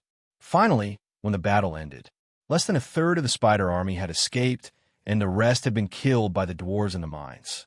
The dwarves had paid less than a tenth of their casualties and obtained such a glorious result, all because of the help of these 5 outsiders. The dwarves were honest. Of course, they would not go back on their word. The dwarf chief led several dwarven elders to express their sincere thanks to Chu Tian before immediately saying, "We checked the warehouse. The dwarves' weapons and equipment were all stolen by those damn fellows." The dwarf chief felt his heart ache when he said this. Those were the products made by 2-3 generations of dwarves, and now they had all been stolen. How could they not feel pain? Most of the forging materials are left, and according to the agreement, half of it will be used to pay the commission. This is what you should receive. The dwarf's words revealed a piece of information. Cannon took away all the equipment made by the dwarves? Chu Tian emphasized this question. Of course he believed the dwarves, because the dwarves would not lie. This means there is a large influence hiding behind Cannon. What were the dwarves prepared to do after taking back the Oldman mines? It wasn't a possibility, it was a certainty. No matter who is behind the scenes, the dwarves have no fear. The dwarf chief firmly declared a sacred oath. The tenacious dwarves are willing to bleed to the last drop of blood for our homeland. This was really a one-track mind, a hopeless fellow. Chu Tian said in a probing voice, "Actually, I have an idea. If the dwarves can accept it, perhaps we can protect our homeland and even make the Oldman mines more prosperous than before." The dwarves were a bit in disbelief. "I never lie to people, and I definitely won't lie to the friendly dwarves." Chu Tian revealed a smile, and his sincere eyes were clearer than the moon spring. "I think that the dwarves' minds have already been exposed. I wonder if the chief agrees?" The chief silently agreed. Now there were at least 7-8 powers that knew the exact location of the mines. Chu Tian continued to say, "According to the Dark Forest rules, the Oldman Mines is like a bonfire in the Dark Forest, so it will attract countless hunters. The enemy is in the dark and the dwarves are in the light, so we can only passively take a beating. We cannot take the initiative to attack, and we cannot take the initiative to attack. Does the chief agree with this?" The chief silently agreed once again. The dwarves are not willing to give up, but they don't want their entire tribe to be exterminated. This is a very difficult matter to achieve. After all, if we want to protect our homeland, just relying on courage and determination is not enough. Chu Tian first poured cold water on the dwarves before finally saying his own thoughts. "Since the situation won't get any worse, why don't we completely open up the information about the mines and take the initiative to bring in other friendly powers? We'll unite with other small powers and create another Oldman small town? You have to know that the Oldman mines have already been robbed once. Now that the location of the mines has been revealed, It will help protect the small town. This is because it's not only you who have to follow the Dark Forest rules. The Oldman mines had already been exposed. Any weak power in the Dark Forest rules had to hide themselves. Once they were exposed, there was no way they could escape. They could either move away or wait for death.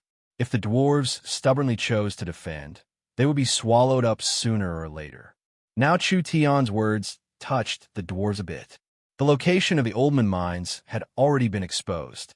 Since it was like this, why didn't they just give up and expose it, letting all the large and small powers in the forest know about it? Chu Tian continued to patiently guide them. The Oldman clan is just a small power on the periphery of the Forest of Chaos, so it has no attraction to the large powers in the depths of the Forest of Chaos. In other words, the ones coveting the mines right now are the small and medium-sized powers on the periphery. Once the dwarves are exposed and let everyone know of the existence of this place, those small and medium-sized powers will be worried. This is because they know in their hearts that even if they occupy this place, it would be nothing more than a hot potato. This place has already been robbed by the spirit insects, so I think most powers won't take the risk. The humans' words were not without reason. Chu Tian stopped here and let the dwarves think about it, so he didn't say anything else. Come, let's get to work. Chu Tian called Vivian and Ying over to arrange the array. When the dwarves saw the actions of the humans and elves, they all felt it was very strange. First, they took out 5-6 strange energy pillars, and then they drew a very strange source energy array. Space warehouse, open. They spent 2 hours to arrange the array. Of course, this couldn't be compared to the laboratory. Vivian needed to personally use her spirit energy to activate the energy pillars and the array. Space twisted. Finally, a black hole-like spatial structure was opened. Chu Tian immediately shouted, "Dongfang, Big Sister Bing, put the materials in." Because the space warehouse's space was limited and Chu Tian didn't bring out many energy pillars, he couldn't transport all of the rewards the dwarves gave to Chu Tian, but he could at least transport the most important part. These materials were used to make the source energy cannons and storm rifles. When they saw the humans putting the materials into the space warehouse, the dwarves were all stunned. They had never seen such a strange thing before. With the energy being quickly consumed, Chu Tian knew that he had reached his limit. It's about time, close it. All right. Vivian was covered in sweat from maintaining the stability of the source energy array. When she heard Chu Tian's order, she immediately closed the source energy array in relief. Meng Ying said in a satisfied voice, "With the support of these materials, the company will be able to make quite a few cannons. Only, our communication channel isn't open, so how will Elder Sister know that the materials have been transported?" "Don't worry," Vivian giggled and said, "I've already completed a detection technique before I left. No matter where this space warehouse is, as long as it's opened, the laboratory will have a reaction. I think Big Sister Meng Qingwu has already found out and is calling people to unload the goods." "That's good." Meng Ying was completely relieved. "We'll send the rest in a bit." The dwarves finally couldn't hold it in as they curiously surrounded them. "What did you just do?" "This is called the space warehouse." Vivian proudly explained the space warehouse's use. "Don't be envious. This is Chu Tian's unique invention. It can't be found anywhere else on the continent. It's the only one." The dwarves looked at each other. They could see the shock in each other's eyes. If the dwarves could also have a space warehouse, would they still be robbed by strong enemies? Where did these humans come from? How could they have this kind of wonderful technology? Chu Tian was not willing to talk about the space warehouse. "What does the chief think of my suggestion, even if this method works?" The chief said with a sigh, "But for a small town that has been exposed, where would we find a reliable ally to defend it with? After all, everyone in this forest has ulterior motives." "That's also true." Chu Tian had been waiting for him to say this for a long time. "Actually, our miracle commerce is interested in investing in Oldman Small Town. The dwarves still have control over Oldman Small Town, and miracle commerce will use this small town as a transfer point and small trading base. Of course, as an ally, Miracle Commerce will also take on the responsibility of protecting Oldman Small Town." "What was Miracle Commerce?" The leader of the dwarfs hesitated. "Uncle Dwarf, what are you hesitating for?" Vivian couldn't help saying, "The space warehouse is a wonderful technology. Our miracle commerce has a lot of it. Cooperating with our miracle commerce, the dwarves will not suffer a loss." The dwarves discussed with each other. They couldn't keep the Oldman mines, so why not take a gamble? Not only were these people strong, their backgrounds were not normal. Moreover, the matter of taking back the Oldman mines meant that the dwarves owed them a large favor. So most of the dwarves were willing to believe them. "All right, we agree. Then, from today onwards, the Oldman mines will be changed to Oldman Small Town." Chu Tian was secretly delighted. They were really too easy to trick. They had traveled tens of thousands of miles to come here, and their most important task had been completed. Miracle Commerce would establish their first stronghold on the edge of the Forest of Chaos, and this stronghold had a very important meaning. This meant that Miracle Commerce would use this as a springboard to spread their influence across the entire Forest of Chaos. They had finally taken the first step. Chapter 370. Southern Xia, Southern State City, Miracle Commerce. The 3,000 barbarian berserk soldiers were standing in neat rows with Shun Feng Ho and the Golden Arrow Marquis, the two Southern Summer Marquis standing on the left and right. There was also a beautiful fiery red-haired beauty standing high up on the steps. "Do you want to get rich?" "Yes." "Do you want to become stronger?" "Yes." "Do you want to have more wealth and power?" "Yes." Nangong Yin was holding a large loudspeaker as she spoke to the large group of barbarians. These barbarians responded in a deafening voice. They were over 2 meters tall and were wearing thick armor, holding heavy, profound iron weapons in their hands. Their eyes were filled with fire as they were filled with fighting spirit. This was the first heavy berserk infantry that Miracle Commerce had spent a large amount of money to train. Miracle Commerce did not have any talented generals, so they asked the Golden Arrow Marquis and Shun Feng Ho to help train them. The two of them were veterans of the battlefield, and the Golden Arrow Marquis was famous for his training. Although this half a month was not long, for this kind of special army, there was no need to train their martial skills, stamina, or tactics. They just needed to instill the basic qualities of a soldier. The 3,000 barbarians had been brainwashed and trained. Now they considered themselves members of Miracle Commerce. The barbarians were a barbarian race with a low status. How could they ever have a chance to stand out? Each berserker was the pride of their tribe and family. It was because of the glory and generous treatment they brought to their tribe and family that these barbarians recognized their status for the first time. Now they all wanted to go out to the battlefield to kill their enemies, to make contributions, to earn more benefits and glory for themselves, their family, and their tribe. How strong were the 3,000 barbarian soldiers? The Golden Arrow Marquis and Shun Feng Ho could not accurately describe it, even if they were not equipped with Miracle Commerce's advanced weapons. Once these berserkers entered a berserk state, they could fight against the strongest army of Southern Xia, the Earth Dragon Army. What kind of terrifying battle strength was this? If they were equipped with the advanced source energy weapons, this army's strength would be unimaginable. The two Marquis had galloped on the battlefield for many years. Even in the Warring States period, this kind of army was the elite of the elite. It required a large amount of resources and time to create. Miracle Commerce was able to produce one in less than a month. Now, in the barracks of the barbarian race, there were more than 10,000 barbarian soldiers preparing to train into berserkers. If Southern Xia had this kind of army, why would they need to worry about the war hounds invading their territory? Nangong Yin was very satisfied with the results of the Berserker Regiment's training. Although these barbarians did not have the qualities of elite soldiers, at least they could be trained in an orderly manner. Just having this was enough. Once a Berserker activated Berserk, their combat power would increase by several times, and their sense of pain and fear would disappear. This was a troop with an unshakable morale.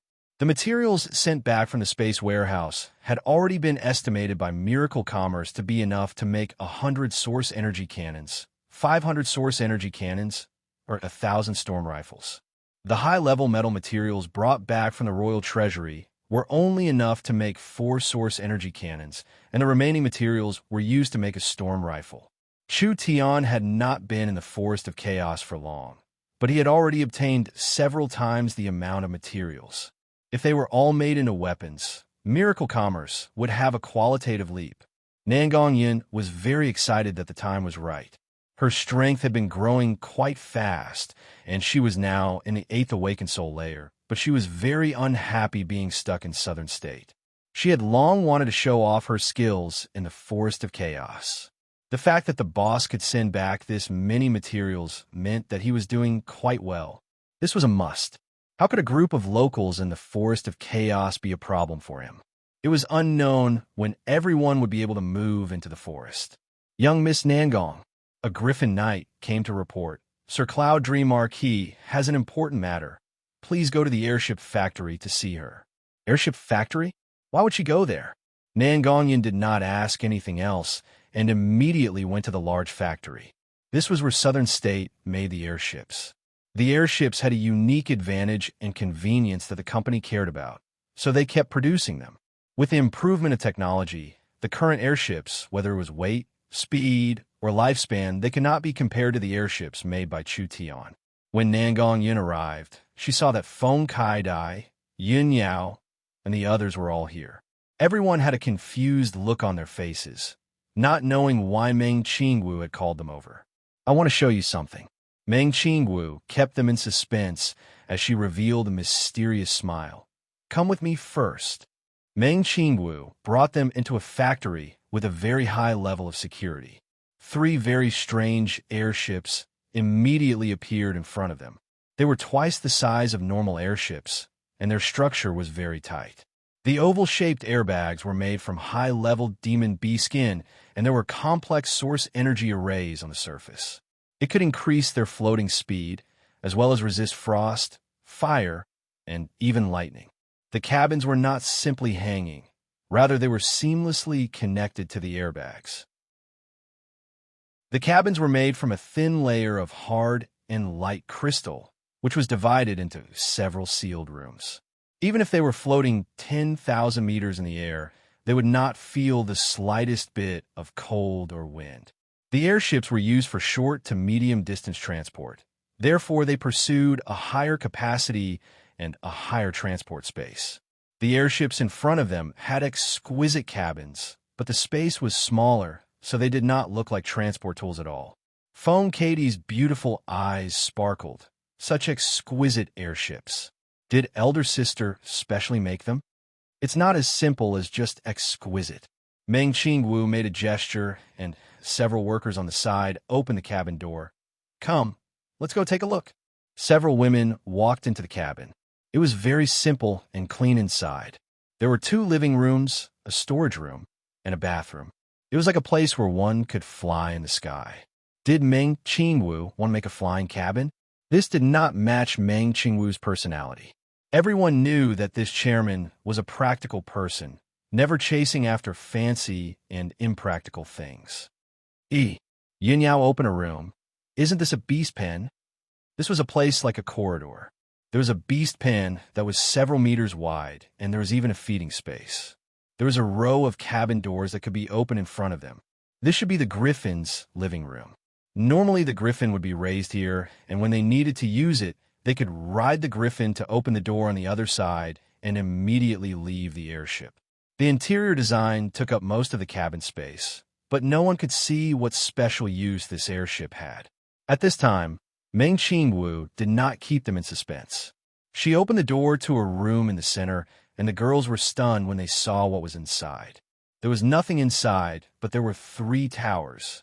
One was a magnetic sound tower, one was a magnetic image tower, and one was a super wave transmission tower. No matter how stupid they would be enlightened when they saw this.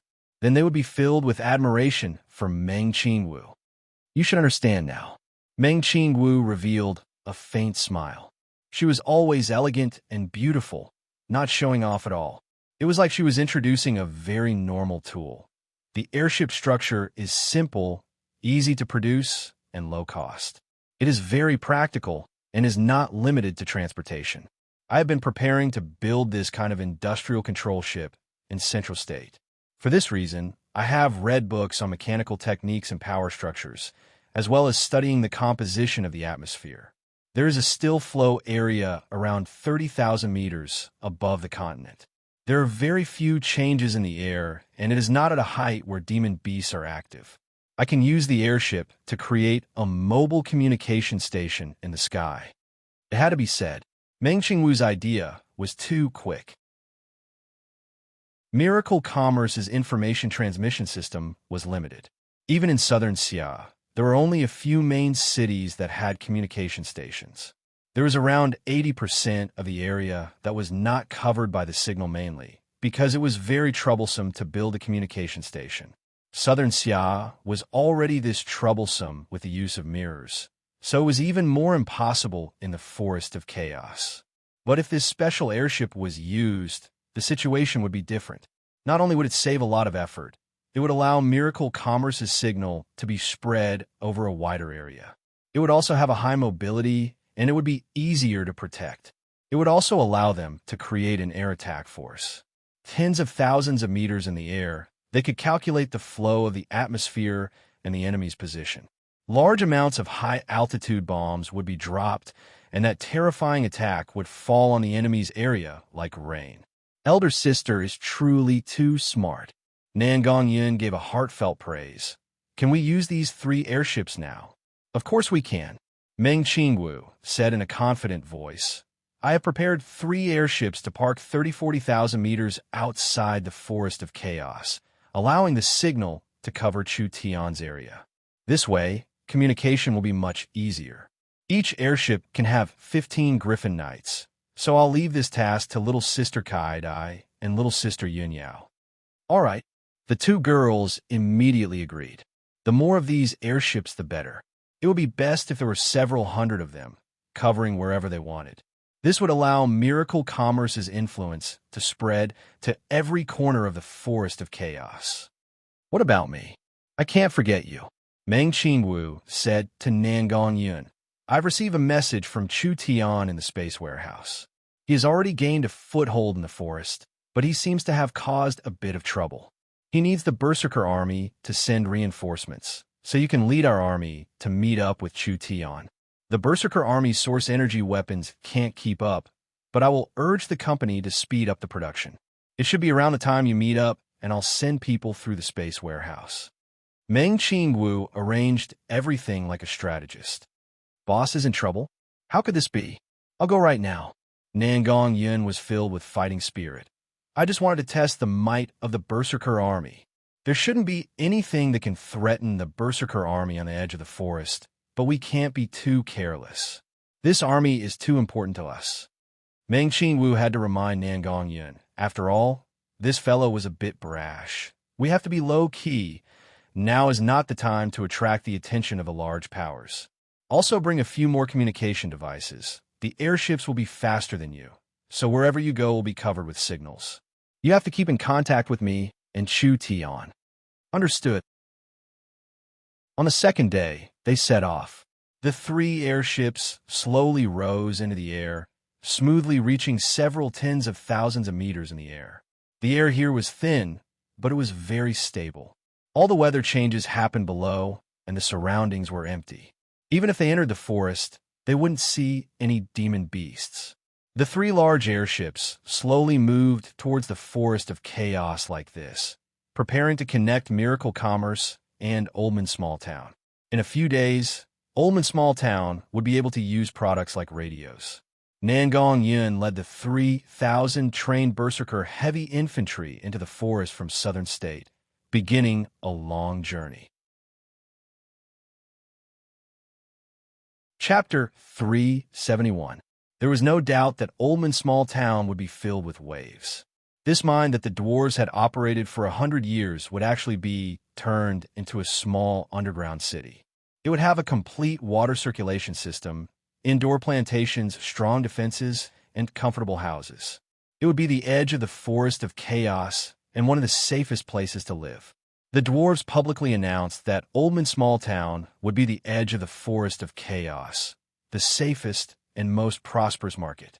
The dwarves even welcomed the various clans to live here, making Oldman Small Town their common home. All the powers that protected the small town would share the taxes and wealth of the small town according to their contributions. This incomparably novel management model was spread in the nearby temporary towns through the posting of notices everywhere. Within a few days, it had spread to the surrounding hundreds of kilometers. Everyone was dumbfounded by this method. Common management? Share benefits? Long-term development? When did the dwarves become this naive?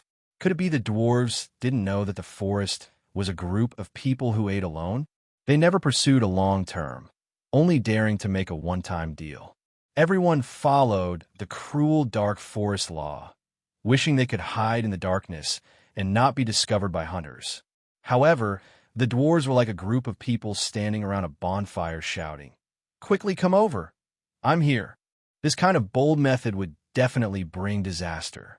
The Forest of Chaos did not lack hunters, and there was no lack of bandits that lived by plundering. So revealing their position was no different from seeking death. As for this ridiculous suggestion, no one cared about it. But the surrounding villages were stirred up. After Saldo's small town collapsed, there were several villages that did not have a suitable place to trade. When they heard this news, they couldn't help wanting to come and take a look. When the several villages arrived at Oldman Small Town, they were all stunned by the scene in front of them. There was a giant screen hanging at the entrance, and the mirror-like screen was playing the situation of Oldman Small Town. It introduced the location and characteristics of the small town's market, introduced the benefits of doing business in Oldman Small Town, and also introduced the strategies for merchants to do business in the small town. This kind of novel advertising method made everyone's eyes light up. But everyone quickly found that they were surprised too early, because when they entered Oldman Small Town, an even more shocking scene appeared in front of them. Without a doubt, this was an underground city.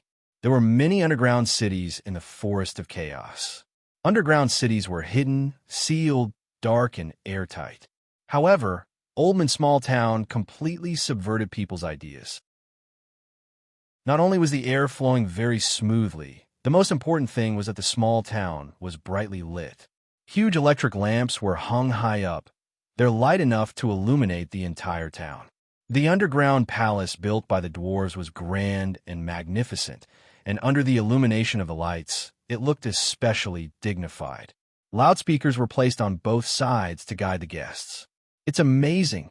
The village chief of Rabbit Village looked at the light in amazement. "What kind of light is this? It doesn't look like a crystal lamp. So why is it so bright?"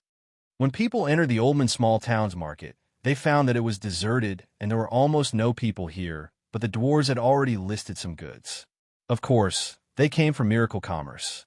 Other than high-quality pills and talismans, there were also some simple and practical things, such as canned food, alcohol, electric lamps, cameras, and some of the more scarce daily necessities in the forest. Chu Tian handed over all the goods to the dwarves to sell, and the profits were very generous. The ingredients of these goods weren't high quality, but the goods were very fresh, which immediately attracted the attention of the villagers. Some people bought a batch of goods and went back. As long as someone tried, it would be much easier.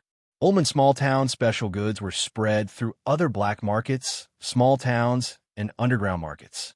In just a few days, there were more and more people coming to Oldman Small Town. It was the same as before. Most of them were people from small villages. The Oldman Mines Market did not just sell goods. It also bought various resources, demon beast meat, herbs, ores, and leather. As long as it was a common material, they would buy it, and the price given was very fair. People became even crazier. The villages could more or less take out a few of these things. If they were taken to other markets, they wouldn't even be sold for half the price in Oldman Small Town. With a simple comparison, even a fool would make the right choice. The enticement of the Oldman Small Town's official market attracted a lot of people. In around a week, there were over 100 small villages and small tribes that came to the small town, becoming more and more popular. There were even people from far away who were prepared to make the long journey here to trade. From the moment Oldman Small Town was opened until now, there were no hunters or bandits that came to loot it. People analyzed the reason and finally came up with a reasonable conclusion. First, there were 5,000 brave dwarves in the Oldman mines. Normal small-scale hunters and bandits did not dare take the risk. Second, the Oldman mines had already been looted once, and the most valuable weapons and equipment had been taken away. Third, the Oldman mines had already been exposed, and everyone knew about this place. What meaning was there in attacking it? Instead, it was possible that a large power would come looking for it.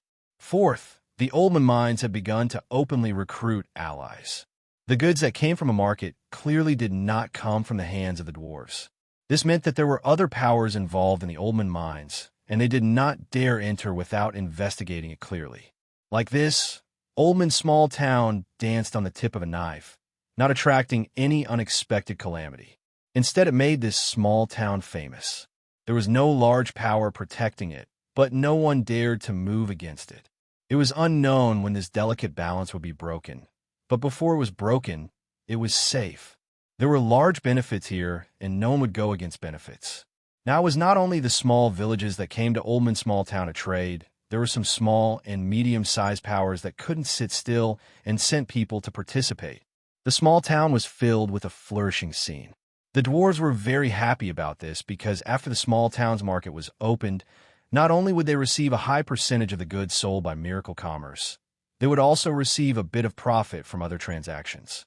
If this continued, the dwarves would quickly become rich. The dwarf chief came looking for Chu Tian with a worried expression. Although the market is lively, no one is willing to become our ally and defend Oldman with us. If this continues and the small town becomes more prosperous, it will eventually attract a disaster. When strength and wealth were not equal, it was the time of crisis. Once Oldman Small Town became prosperous, the accumulated wealth of the small town would increase, and there would be more and more resources. When it reached a certain level, it would attract people's greed. Don't worry, this is very normal. Chu Tian was very confident in the development of the situation. Oldman Small Town has just been established, and this kind of joint management is a new concept in the forest. When something new appears, people will need more time to observe it.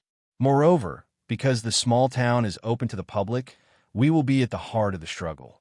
It is normal for others to question our strength, so what we need now is a chance to display our strength. The Oldman Small Town's management model was indeed very advanced in the Forest of Chaos. With many powers managing it, the small town's profits would be shared. Whoever gave a small town more protection would obtain more taxes and benefits. He believed that some medium-sized and large-sized powers would be interested in this and send a part of their forces to the small town, forming a joint security force. Like this, the marauders would not dare act rashly.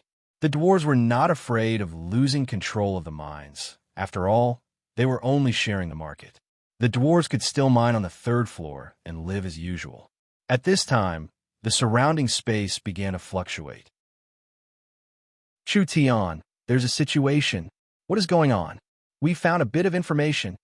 Vivian anxiously said to Chu Tian, there's a large group of spirit insects moving in the west, and they seem to be coming our way. I suspect they are Cannon's companions. How many are there? I'm not too clear, but there should be at least several tens of thousands. They're finally here? From the moment Oldman Small Town was opened, the small town would inevitably be challenged. Chu Tian was already prepared in his heart. As long as he became famous in the forest, there would be an endless stream of people coming. The spirit insects are good at digging holes. We have to be on guard. Chu Tian first wrote a letter in the space warehouse to ask the young miss for help. When he opened the space warehouse again after half a day, the letter had already been taken away and there were over 1,000 landmines in its place. Chu Tian understood the young miss' meaning and immediately called Vivian over to have her bury the landmines. These landmines were buried around 10 kilometers away from the small town and were buried around 10 meters underground. There were large amounts of tree roots on top, so it was not easy to trigger them on the surface. If something came from underground, it would be blown to pieces. In 2 days, the news of the spirit insect army attacking Oldman Small Town spread like wildfire. The small town that had become lively with great difficulty instantly became deserted. Each village did their best to hide, avoiding being caught up in this battle. At the same time, they were paying close attention to this battle. Whether Oldman Small Town was strong or weak, it would be decided in this battle. It wasn't just the small powers paying attention. Even the large powers on the edge of the forest were paying close attention.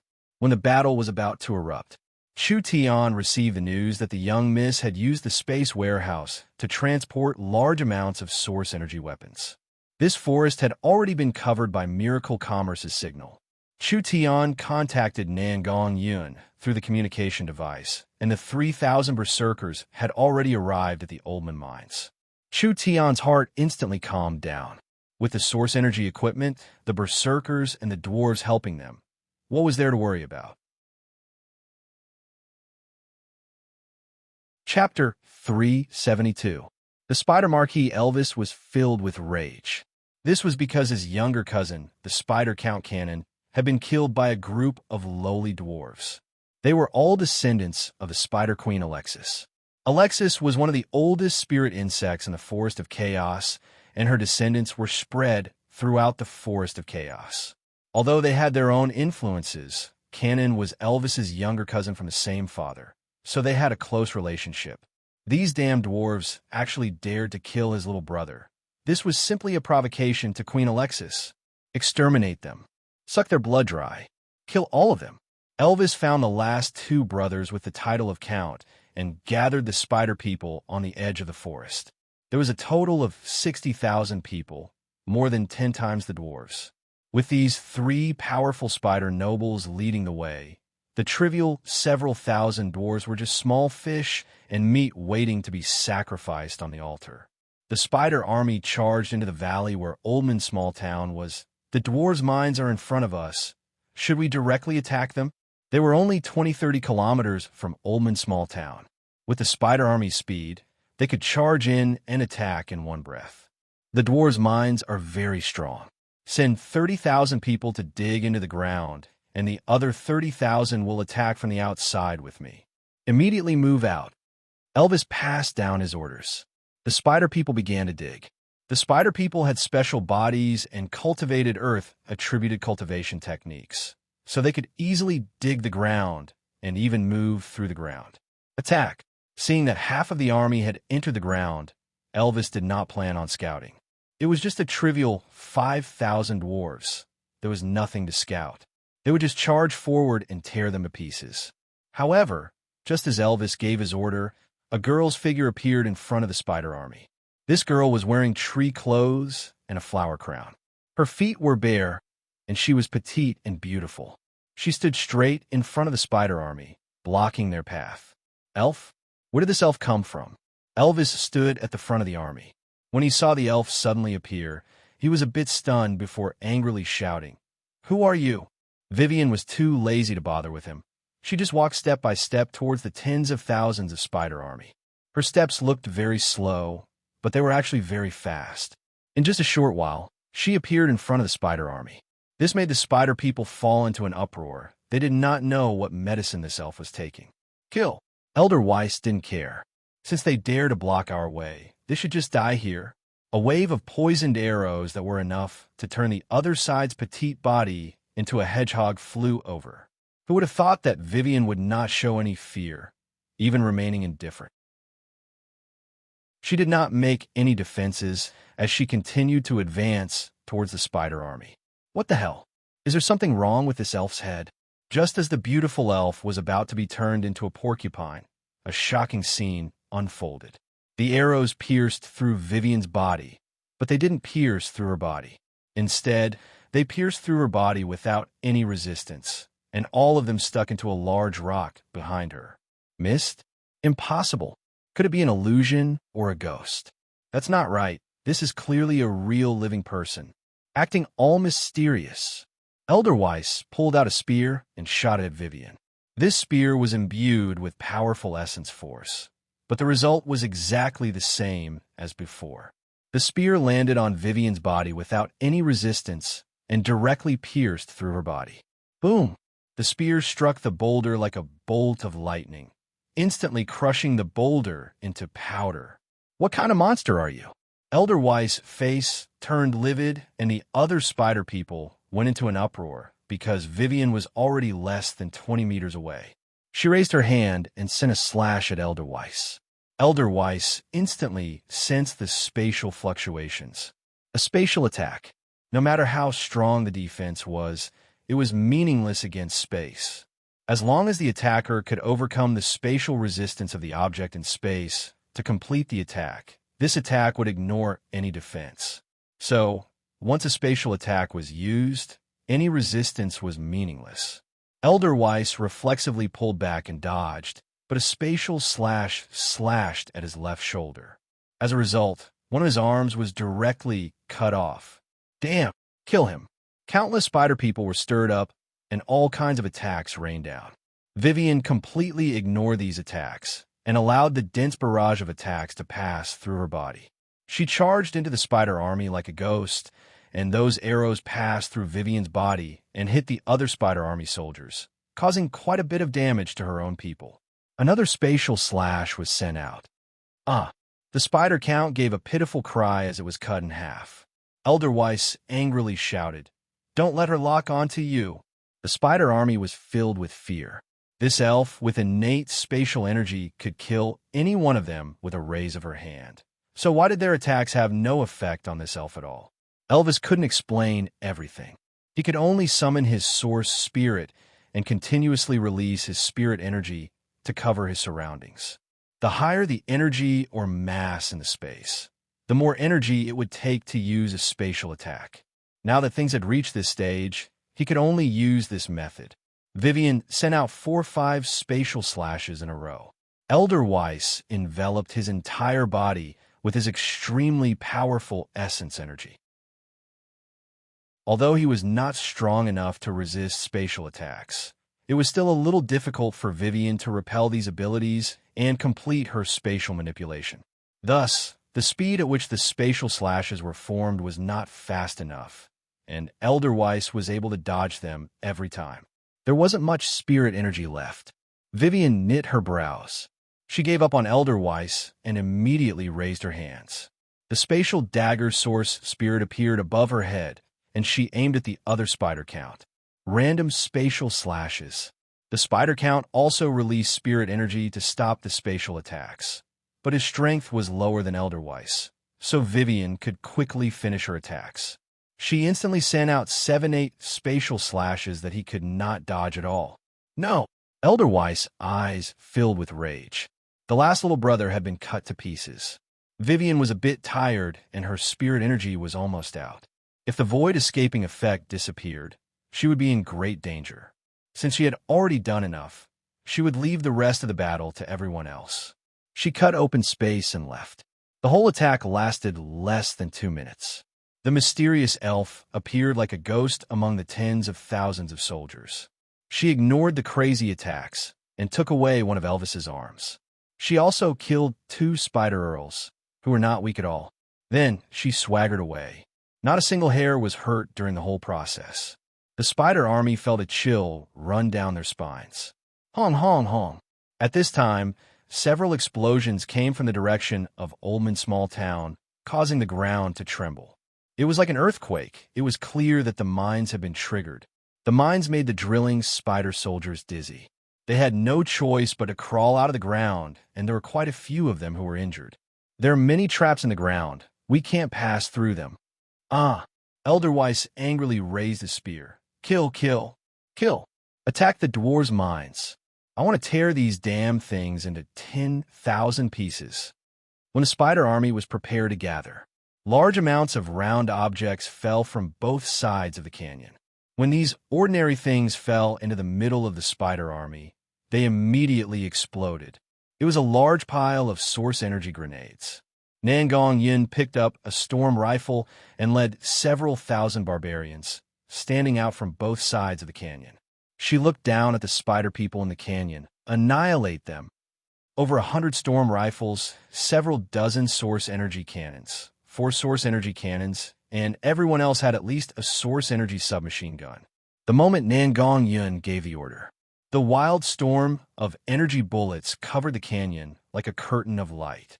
The dense firepower of the source energy firearms and the source energy cannons exploded several times, directly evaporating several dozen spider people. The source energy cannons continued to fire, targeting areas where there were many people, instantly causing heavy casualties. The spider army began to wildly scatter because this was no longer a battle, but rather a bloody massacre. This kind of intense and dense attack, they did not have any methods to fight back. Activate the Berserk transformation. Nangongyun saw that the bullets were almost used up and immediately used the loudspeaker to loudly order. This is your chance to gain merit. Let them see the might of a berserker. Roar, roar, roar. The 3,000 barbarians let out in human roars. They put down the burning hot guns in their hands, and their bodies turned red. Their meridians were like centipedes twisting under their skin, and their eyes could no longer be seen, only leaving behind a wild scarlet color. Kill! The 3,000 barbarians raised their incomparably heavy, profound iron weapons and jumped down from both sides of the canyon. There was no formation or tactics. They were like meteors falling from the sky. They only had a single goal in their minds: kill the enemy and gain merit. The barbarian berserker swung his battle axe at a spider race soldier. That terrifying strength shattered the other side's armor and weapon, instantly collapsing a large part of the mountain. That spider race soldier had already turned into a pile of bones, flesh, organs, and armor that had been crushed into a ball. There were no fancy cultivation techniques, just incomparably pure strength, a strength without any embellishments. The barbarian berserkers released their strength to the limit. As long as the spider people were hit by their weapons, even if it was just a little bit, they would be crushed to pieces. The barbarian berserkers had a thick, profound iron armor that the spider people found hard to break. Moreover, they had lost their sense of pain and fear, only having a wild rage and a desire to kill. They were simply a group of human meat grinders that could not be stopped. Although there weren't many berserkers, their battle strength was overwhelming. The spider army could be considered a peak elite army in the kingdom. But in front of the berserkers, they were like paper, not having any ability to resist at all. Kill! The Oldman small town gates were pushed open and 5,000 dwarves charged out. They were completely stunned by the scene in front of them. The entire valley was filled with blood, and there were broken corpses all over the ground. There was not a single complete body to be found. Several thousand warriors covered in blood, brains, and other viscous things slowly walked out, just like demons crawling out of hell. The dwarves were completely stunned. Were these outsiders all demons? Chapter 373. The dwarves were standing at the gates of Oldman Small Town. Their faces were filled with respect and awe, welcoming the triumphant return of their king.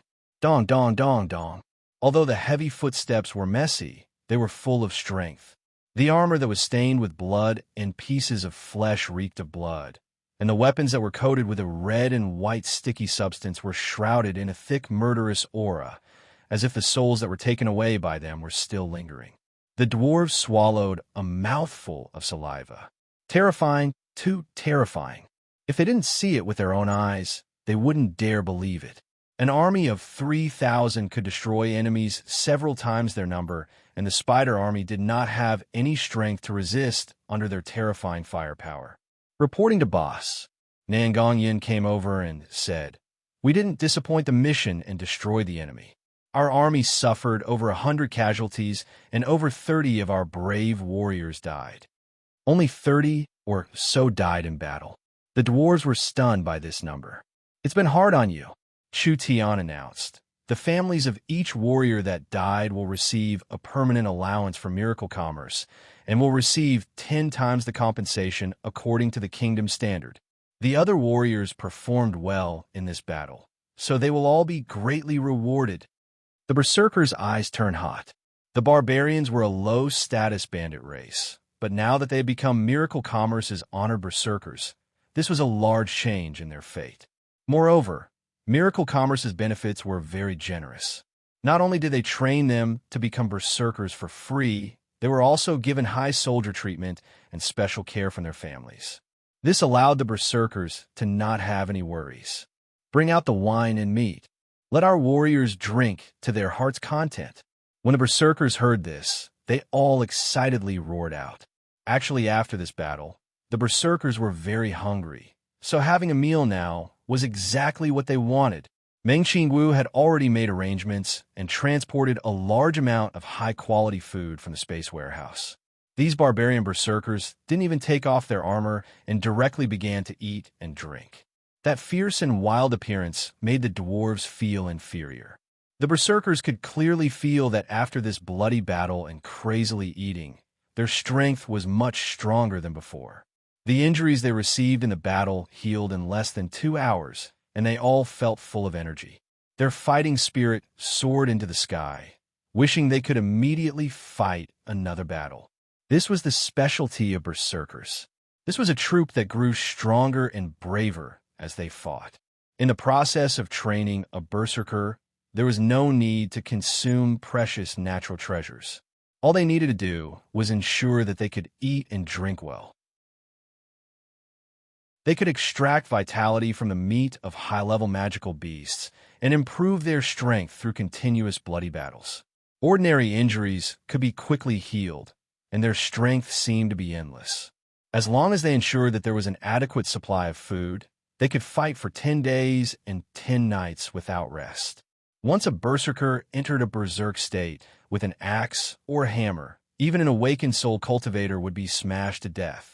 If he was equipped with Miracle Commerce's source energy weapons, he would be invincible. The only drawback was that the berserkers were too violent. After the battlefield looked like it had been squashed by tens of thousands of tomatoes. It was difficult to find a complete corpse. All of them were a mixture of armor, blood, and flesh. So, it was difficult to determine whether the important targets had been killed or not. It was against humanity. Chu Tian was too lazy to care about this. He ordered Dongfang Haoren, burn them all. After Dongfang Haoren experienced the strength of the berserker army, he was filled with admiration towards Chu Tian. If Chu Tian had appeared in southern Xia 5 years earlier, no, 2 years earlier, or even a year earlier, would southern Xia have fallen to this point? Yes. Dongfang Haoren led people to clean up the battlefield. Large amounts of corpses were piled up into several small mountains. Finally, at dusk, a fire was lit, and they were instantly burned to ashes. Black smoke slowly filled the forest. This was the smell of death. The nearby races were all looking in the direction of Oldman Small Town.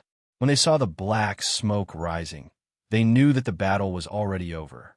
Oldman Small Town was holding an important meeting. There was a large round table filled with people.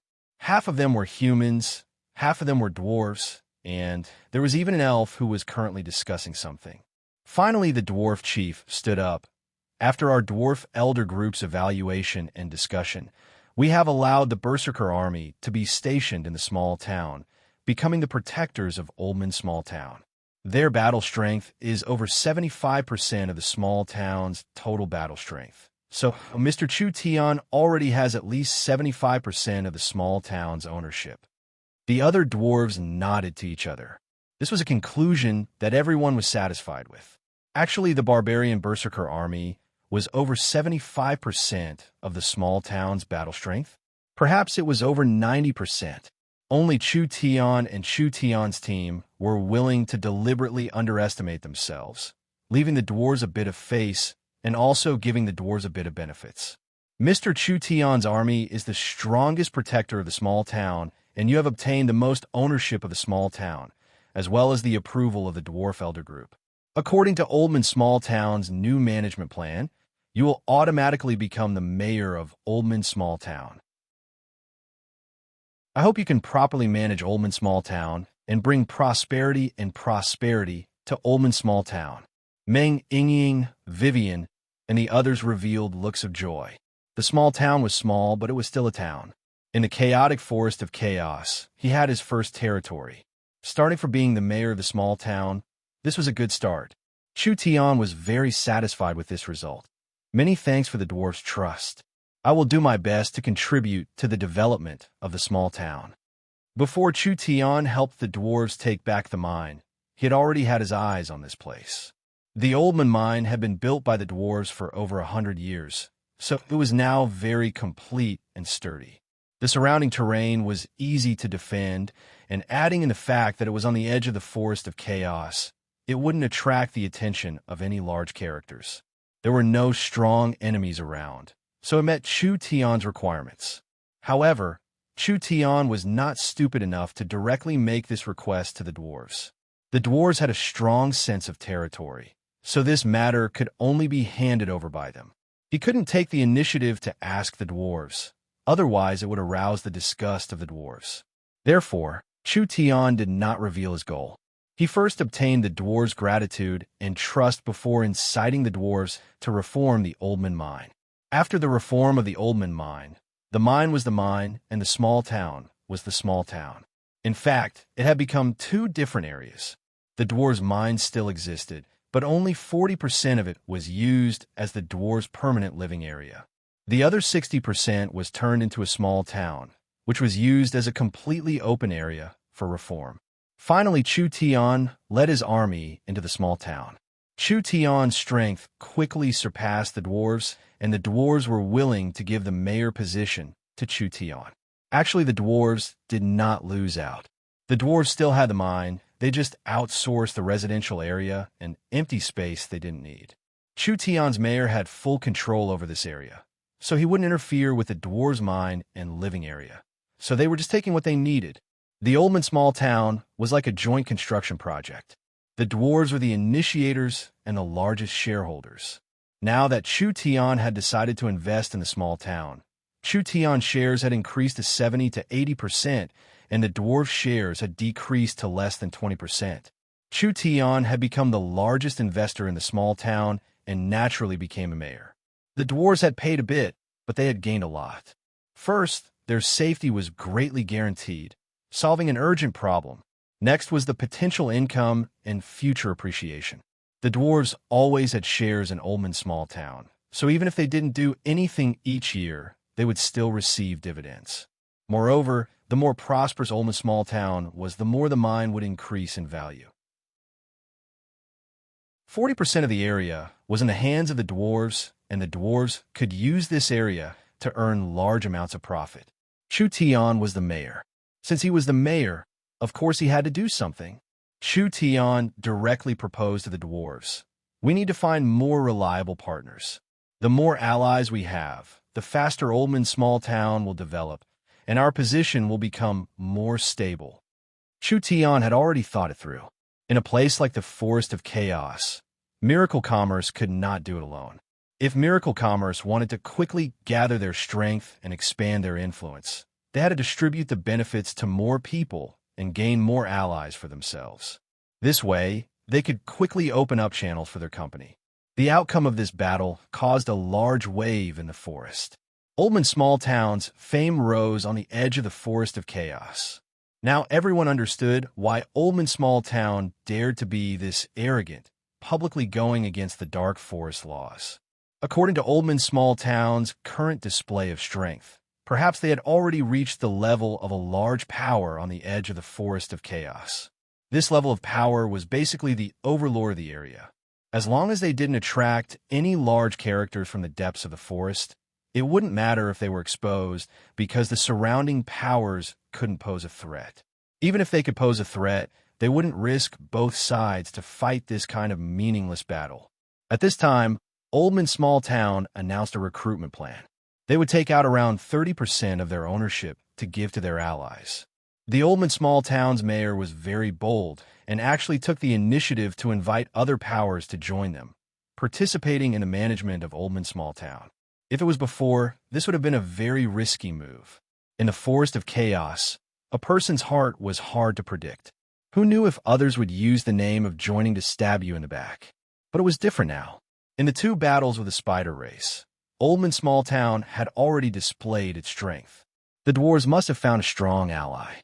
There was no one that dared to provoke Oldman Small Town because Oldman Small Town's strength far surpassed its value. Who would chew on this hard and nutritious stone? So with Oldman Small Town's proposal, there were many powers that were interested in it. After all, this was an innovation in the forest, and everyone wanted to know what kind of power was standing behind the dwarves. Chapter 374. Not only was Oldman Small Town openly recruiting partners, they were also recruiting warriors in the small towns within several hundred kilometers. If recruiting partners was said to be roping in a power alliance, then recruiting warriors with high treatment was roping in a wandering person. The experts living in seclusion in the forest of chaos could not be underestimated. There was no lack of hermits who had to live in the forest of chaos to escape disasters or for revenge. There were also some experts who had their tribes destroyed and their homes destroyed. They relied on their strength to survive and finally wandered around. This group of people did not have a fixed residence and mainly appeared in small towns. They dared to live in places that others did not dare, since they were alone. Since they could live in small towns in the forest, why wouldn't they dare live in Oldman Small Town? Not to mention that after joining Oldman Small Town, they would have a high status and treatment. During this period of time, there were many people coming to join. The matter of Oldman Small Town opening their alliance made quite a few surrounding powers interested. This kind of innovative management method made these people think about it, and finally some tribes decided to give it a try. There was an orc tribe, an ogre tribe, a wolf tribe, and a bear tribe among them. The four great tribes were first-class powers in the surrounding 1,000 miles. Although they did not dare ignore the dark forest law, they would not move around like the small and medium-sized powers. This was because as long as they were not coveted by the experts in the depths of the forest of chaos, it was fine if their living area was exposed. The four tribes sent out envoys at around the same time, and they arrived at Oldman Small Town at almost the same time. On one hand, they were here to investigate, but on the other hand, they were here to gain a deeper understanding of Oldman Small Town system. Oldman Small Town could accommodate over 100,000 people, and this was under the condition of being self-sufficient. If Oldman Small Town gave up on being self-sufficient and relied on miracle commerce to supply them with food and supplies, it would not be a problem for the number of people to increase by 3 times. This was something the other tribes in the forest would find hard to achieve. No matter how strong the tribes were, they could only move around 100 kilometers. All their food, leather, materials, and supplies were obtained from within their range of movement. It was because of this that any tribe's development would have their own bottleneck.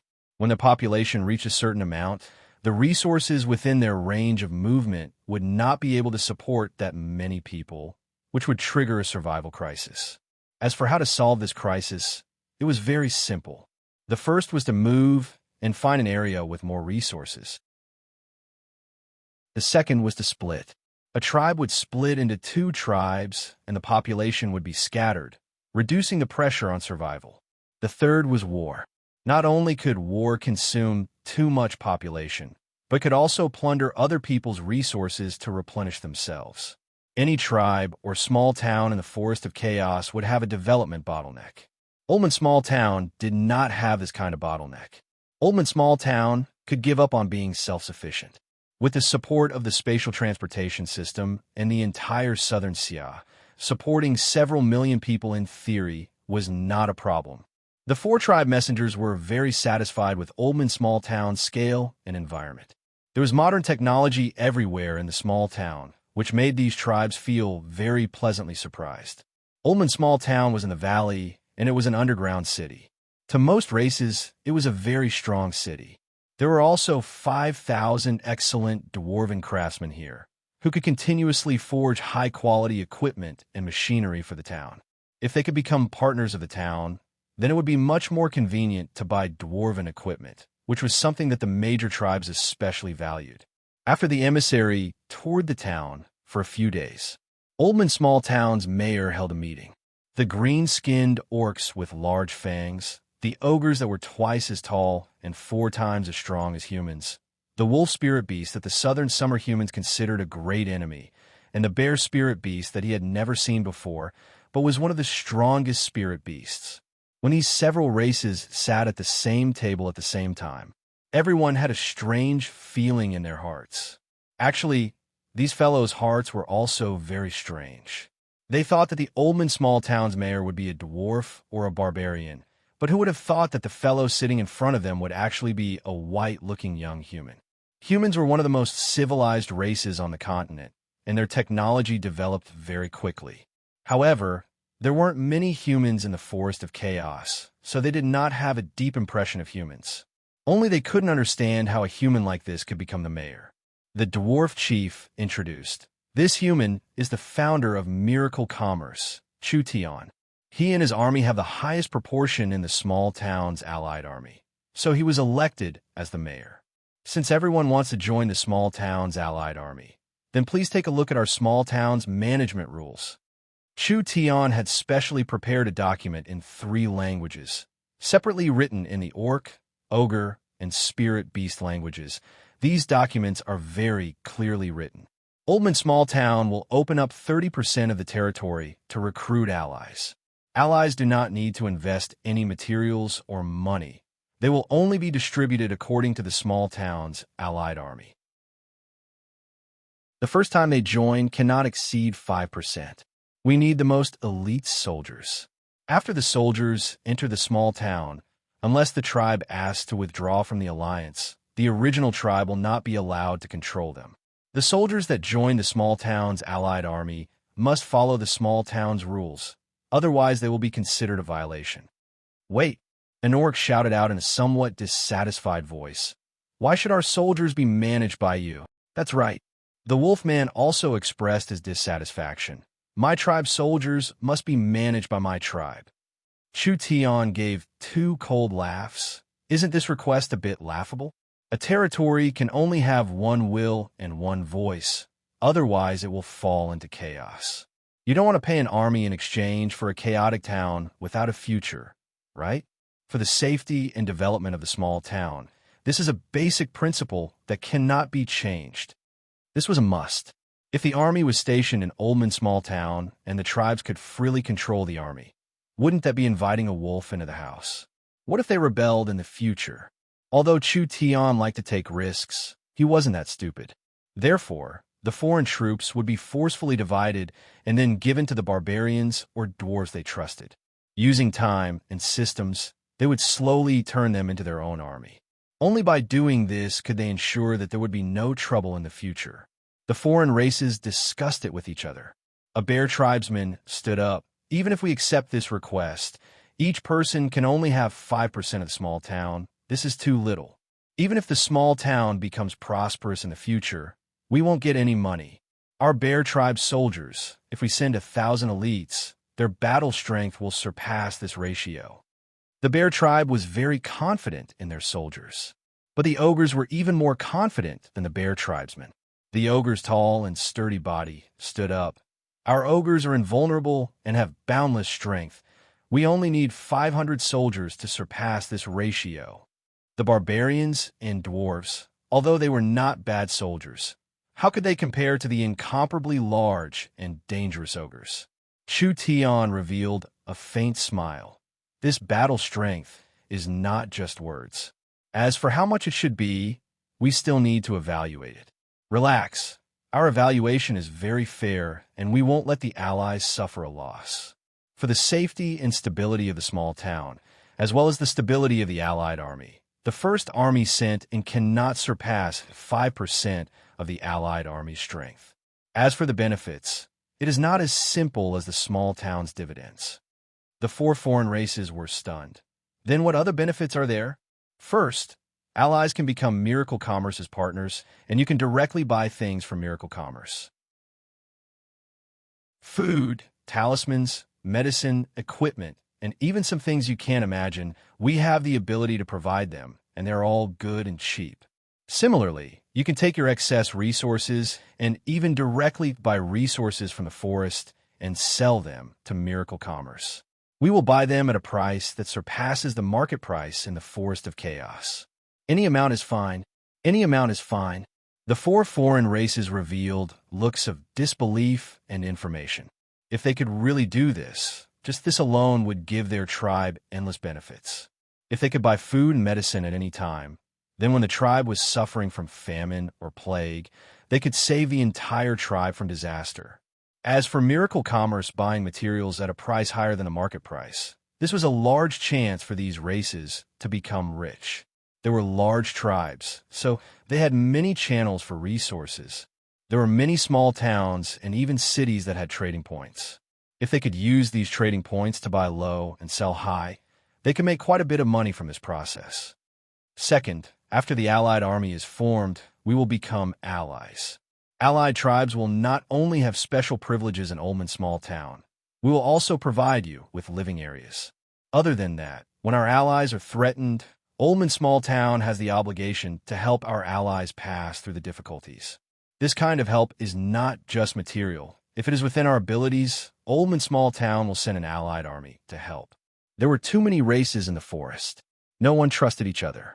If the various clans took out an army here, in a sense, it was like buying insurance for their tribe. If the tribe was in trouble, whether it was a natural disaster or a man-made disaster, Oldman Small Town would help them, and the situation would be much better. Not bad. Not bad. This was a cooperation worth trying.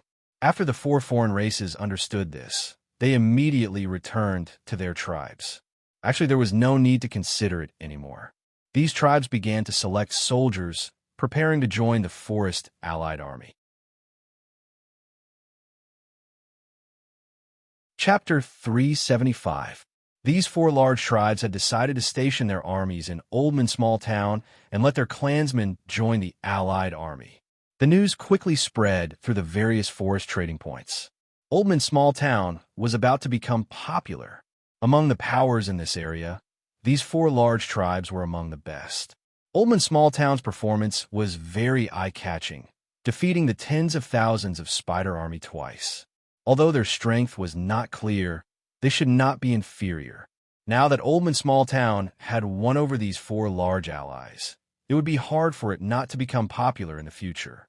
Several days ago, everyone felt that this was the most dangerous small town in the forest. At this moment, everyone felt that this was perhaps the safest small town in the forest. Oldman Small Town's pioneering management method was something that had never appeared in the Forest of Chaos before. Anyone could become the master or manager of a small town, turning a small town into a place governed by countless powers. This was without a doubt a first. In the evening, the four large tribes' armies arrived. Chu Tian brought Ying and Nangong Yin out to welcome them. When Nangong Yin saw the densely packed army, her eyes almost popped out. Damn, this many foreign races. Are we really going to let them live in our small town? Are you sure there won't be any trouble? 3,000 green-skinned orcs, all of them fat and strong. They had axes hanging from their waists and strange little braids, so they were filled with an untamed wildness. 3,000 wolf tribe spirit beasts were also neatly standing in the small town, each one carrying a blade on their waist.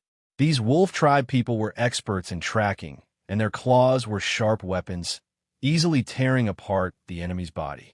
1,000 bear tribe spirit beasts were like 1,000 iron towers, each one being close to 3 meters tall. That broad physique, that tall and sturdy body, made people feel fear. Those thick bear paws could crush profound iron with a single slap. The most ridiculous was the 500 ogres. Ogres were one of the most notorious races in the forest. They were pure carnivores, with huge bodies and huge appetites. Once there were too many ogres living in groups, famine was a common occurrence. Once the ogres were hungry, that was a very terrifying matter. Because hunger could destroy ogres' rationality, they could wildly eat anything made of meat, whether it was animal, foreign race, or human. It was because of this that they had this kind of nickname. Strictly speaking, ogres weren't considered an intelligent race. They were an existence between magical beasts and intelligent life forms. The ogres did not have a cultivation technique or the ability to awaken a source spirit, but the ogres had a demon crystal that was similar to a demon beast's, which gave the ogres great strength. 500 ogres were like 500 small mountains. Ogres wore tattered aprons and were almost naked. Most of them were covered in moss or parasites. Ogres did not have any production capabilities, so they were very poor. Fortunately, their copper skin and iron bones were better than any weapon. Even if they were unarmed, they could still survive as magical beasts, allowing this species to flourish since ancient times. These ogres could run around the battlefield naked and not die even when their bodies were pierced with weapons. If they could make a set of armor for them and forge an octagonal hammer, the 500 ogres would instantly become 500 armored meat grinders. Meng Yingying's heart trembled. Chu Tian, isn't this a little too much? Will it bring us trouble? If these fellows go crazy, wouldn't the small town we built with great difficulty be destroyed? Whether it was the spirit beasts, orcs, or ogres, they were not races with good tempers. Chu Tian waved his hand in an uncaring manner. Don't worry, it can be taken care of. These soldiers were all carefully selected. They were young, strong, and had potential. Just based on the 4 foreign race army, their battle strength could not be underestimated. Not bad. This was a very strong force. As for whether they would rebel or not, this was not impossible. The Forest of Chaos did not care about principles, and they could fall out at any time. But Chu Tian had confidence in stabilizing the 4 tribes. Actually, the 4 tribes did not realize that they had already fallen into Chu Tian's trap. From now on, they would become more and more dependent on miracle commerce, and it would be hard for them to retreat. This was because there was a limit to the quantity and quality of the army that could enter Oldman Small Town. Not to mention that after any army entered Oldman Small Town, Chu Tian would personally regroup them, and they would only listen to the mayor's orders. Even if there was a special situation, the Berserker army would be enough to clean up the mess. The 7,000-8,000 soldiers walked into the Oldman Small Town's main hall. Actually, most of the people sent out this time were the youths of the tribes. Most of them had never left the 200-kilometer radius of the tribe before, so when they came to Oldman Small Town, they felt this place was very new to them. Ha! A large electric light suddenly turned on. That bright light instantly filled the main hall, making it as bright as day. Whether it was the orcs, wolves, bear people, or ogres, they were all filled with shock as they looked around them. At this time, a burst of passionate music came from the speakers all around. It was like a dancing flame, like a surging river, like a roaring sea, making the listeners feel comfortable and filled with heroism. How'd they do this? The foreign races all had faces filled with shock. Welcome to Oldman Small Town. I am the mayor, Chu Tian. Chu Tian stood on top of a stone building, looking down at the several thousand new soldiers. From now on, you will all be members of Oldman Small Town. We will be responsible for your living expenses and will give you a pill to increase your cultivation every half a month based on your strength. You just need to focus on protecting the small town and witness how this nameless small town rises and soars into the sky. Roar, roar, roar. Everyone excitedly roared out. This allied army's treatment was too good. They could eat and drink well every day, as well as receive cultivation subsidies. They could also enjoy a good living environment, as well as the convenience of the market. This kind of treatment, compared to the tribe, it was simply the difference between clouds and mud. Who wouldn't want to live a good life? These soldiers would be stationed in Oldman Small Town for a while. Perhaps they wouldn't be able to leave even if they wanted to. Chu Tian wanted to turn Oldman Small Town into the trading center of the Northern Forest. This place would become the strongest power on the edge of the forest. Through Oldman Small Town, he would obtain the support of the locals. When the time and strength were ripe, it would be time for Chu Tian to compete. When Chu Tian finished his speech, he immediately split up the troops and reorganized them according to the Allied Army's model. Then he divided them into battalions and had the dwarves lead them back to the living area. This was a matter that everyone was happy about. From Chu Tian's point of view, for powerful enemies had become allies. This way, he could avoid a direct conflict with them in the future.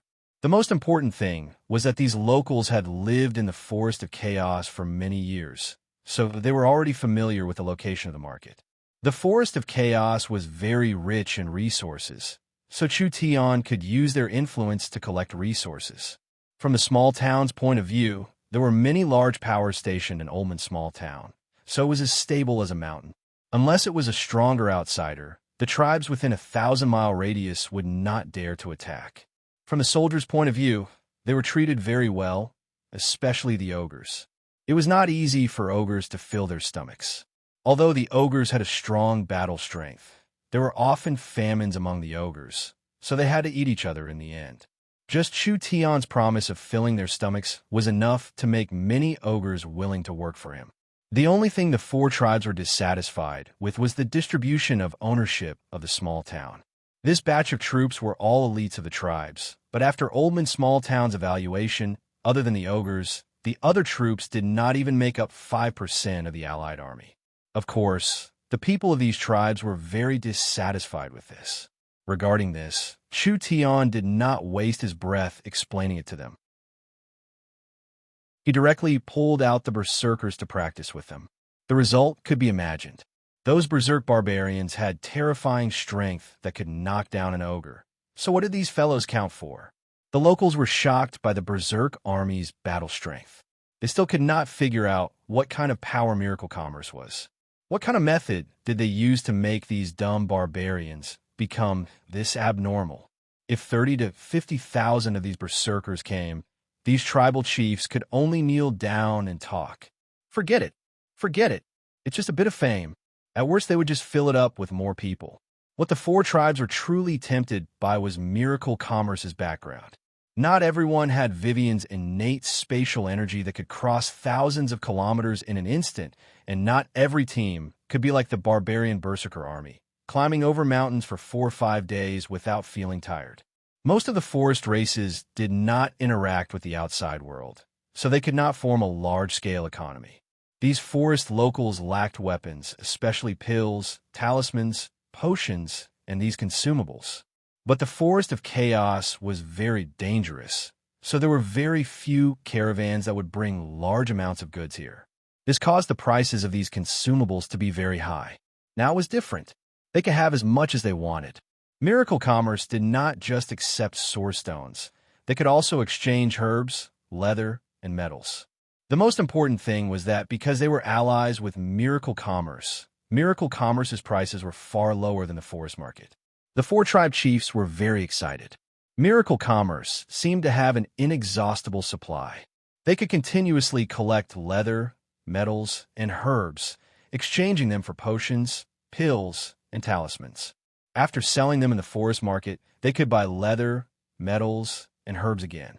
This kind of repeated reselling allowed their tribes to quickly become rich. It seemed like miracle commerce was a miracle given to the forest by the heavens. Chapter 376. The Ullman small town's reform was beginning to show results. After the four large tribes joined in, there were also some medium-sized powers joining in. Ullman small town had 30% of its control open to the public. The dwarves had 19% and Chu Tian had 51%, but they still had absolute control over the small town. Miracle Commerce began to build hotels, theaters, and inns in the small town. They were prepared to turn this small town in the forest into a modern city, greatly enriching the lives of the townspeople. Ullman small town's popularity increased day by day.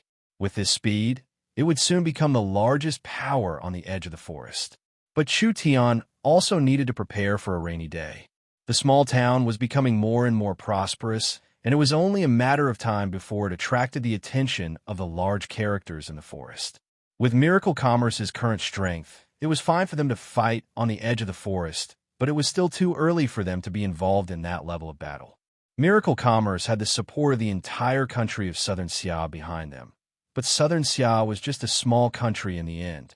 Moreover, Southern Xia was far away from here, so they couldn't send reinforcements even if they wanted to. So, facing the true giants in the forest, they could only quickly develop themselves and grow before they could react. Or they could gather more allies and form an alliance that could protect themselves. Chu Tian. When Chu Tian heard Meng Yingying shout, he didn't even have time to turn around before this girl charged into Chu Tian's room like the wind and excitedly shouted, "There are several pieces of good news. Chu Tian looked at her with a strange expression. What kind of good news? The dwarves said that they found a large crystal mine in the forest several decades ago. It was around 400 miles from here, and elder sister Nangong went with the dwarves to confirm it. She even took a few pictures and sent them back. Take a look. Chu Tian was a bit moved because from the pictures in Meng Yingying's hands, there was no doubt it was a crystal mine. Only the oil flowing in the oil field was actually silver oil, which was completely different from the white oil in South Sky City. The energy level of the crystal oil would affect its color. The lowest grade was white, the middle grade was silver, and the highest grade was golden. In other words, this oil mine discovered by the dwarves a few decades ago was actually a silver crystal oil mine. Its value is not ordinary at all. The energy intensity of silver crude oil was about 20 times that of white crude oil. If the silver crude oil could be made into source energy batteries, it could be used to activate third-level and above source energy arrays. Therefore, it could be used to create even higher-level technology, especially suitable for maintaining a large-scale space warehouse. If it could be used to create source energy weapons, its might was not something the white crude oil could compare to. All right. Chu Tian nodded in satisfaction. Find someone to survey the vicinity of the location. I want to know the distribution of forces nearby and the specific size of the oil mine. For the current miracle commerce, the silver crystal oil was still a bit too early. However, it was something that would be used sooner or later, so it was never wrong to prepare first. The forest of chaos environment couldn't compare to southern Xia. Although there were rich resources everywhere, it wasn't easy to develop them. The locals in the forest were very sensitive, and the slightest movement would cause a reaction. Not to mention that the crystal oil was a dangerous item. If it was destroyed by someone, it would be a large loss. Elder Sister Nangong has personally led people to survey it. You can relax 100 times. Meng Yingying said this, and then suddenly said, I just talked to Elder Sister. The 2 warehouses Miracle Commerce bought in Southern State are about to explode from all the materials being transported over. They have harvested over 400 level 2 sacred herbs in this period of time. There are over 300 low-grade sacred herbs, 60 middle-grade sacred herbs, 20 high-grade sacred herbs, and 5 top-grade sacred herbs. 5 top-grade sacred herbs. Each sacred herb in Southern Xia was very precious. In a place like the Forest of Chaos, normal herbs and elixirs were everywhere. Even sacred herbs were common in demon beast nests and could be obtained as long as one was willing to take the risk. If these herbs were placed in Southern Xia or any other human country, they would require a very high price to purchase, and there would be a situation where there was no market for them. In the Forest of Chaos, Miracle Commerce was able to purchase large amounts of them at 1/10 of the price. Miracle Commerce did business in the Forest of Chaos and had no rivals at all. This was because when a traditional company came to the Forest of Chaos to do business, the transportation, risk, manpower, and time they had to face did not exist for Miracle Commerce at all. The Forest of Chaos complex terrain could not stop Miracle Commerce from transporting materials. There were demon beasts and locals everywhere in the Forest of Chaos, so they could not threaten the safety of Miracle Commerce's goods. The most important thing was efficiency. Miracle Commerce had the space warehouse in their hands, so their efficiency was something no other company could compare to. The raw materials in the Forest of Chaos were sent to Southern Xia through the space warehouse. After they were made into finished products, they were sent back to the Forest of Chaos and sold at a price several times higher. Then they used the profits to purchase raw materials. Repeating this, it was unknown how many times Miracle Commerce had made a return trip for a traditional company. Chu Tian said to Meng Yingying, "Did you bring the materials for the high-grade and top-grade sacred herbs?" Meng Yingying nodded and immediately handed over a list of materials. "The materials we bought are all here." Chu Tian could make a rough judgment with a glance. These high-grade and top-grade sacred herbs were generally used to increase one's cultivation base. There are only a few that were used for detoxification, healing, or increasing one's lifespan. This also meant that after these sacred herbs were refined into pills, they could easily increase a cultivator's strength. These 5 top-grade sacred herbs were very precious.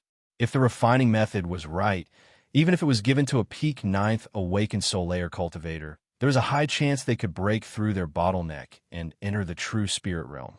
With the resources in his hands, it was enough for him to step into the awakened soul realm.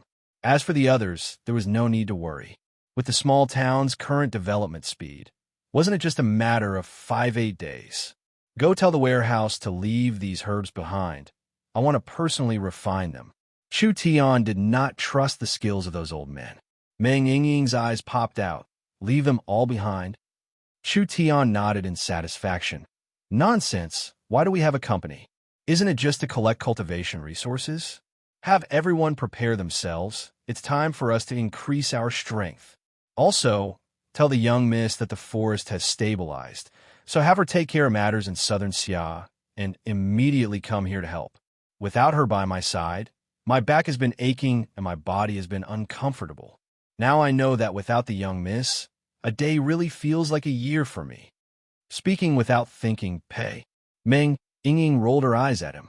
But after not seeing her elder sister for so long, her heart also missed her. Although through the image-transferring mirror and the communication device, they could see each other even if they were separated by tens of thousands of miles, this kind of communication was not as practical as meeting face-to-face.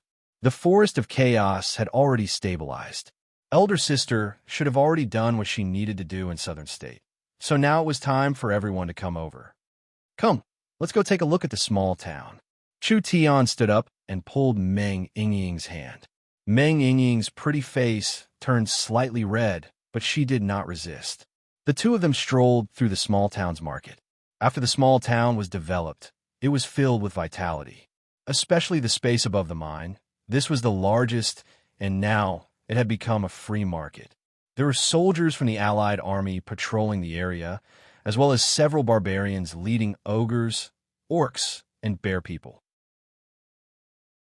With this kind of powerful patrol team, no one dared to cause trouble in Ullman Small Town.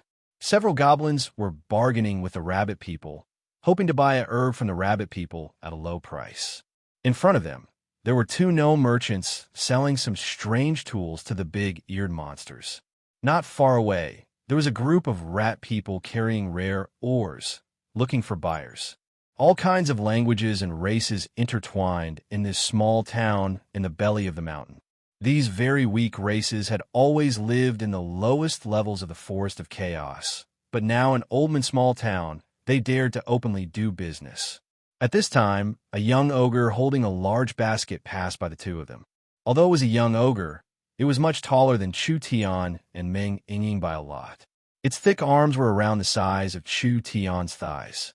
The ogre held up some local specialties. There were some fruits and some demon beast cores. He said in broken human language, "Cheap. Buy some." Meng Yingying took out a complete low-grade source stone and placed it in his rough hand. Then he randomly picked a few things, and the little ogre immediately excitedly gave his thanks. The little ogre ran into the Miracle Commerce Hotel and bought a large pile of Miracle Commerce canned meat. Ogres did not have any resistance to canned meat. The Oldman Small Town Hotel was already built, but it was different from the hotels in the city. Although there were spirit beasts, orcs, and dwarves in the Oldman Small Town Hotel, the hotel did not rely on business to make money. This hotel being open here was more like an experience store for the forest races. The wine-making and cooking techniques in the forest were very poor. Miracle Commerce's wine was fermented by source energy arrays, and Miracle Commerce's food was cooked by source energy arrays. Therefore, the Oldman Small Town Hotel mainly sold large orders of wine and canned food. After the dwarves tasted the Miracle Commerce's wine, they immediately ordered 500 barrels from Miracle Commerce. When the various tribes' warriors tasted the Miracle Commerce's food, they looked up into the sky and cheered. They had lived all these years in vain. Then Miracle Commerce bought over 100,000 cans of canned food. Miracle Commerce opened a medicine store and talisman shop in the small town. Although it looked like retail on the surface, the true profit came from the large orders from the tribes. No matter how much demand there was, Miracle Commerce could always send it to them like magic. This speed and efficiency was very high, like everything was already prepared. But the mine was so small, how could it store all these things? They had been observing for several days, but they had never seen Miracle Commerce's caravans enter or leave. Miracle Commerce's mysterious abilities made the locals feel even more awe towards it.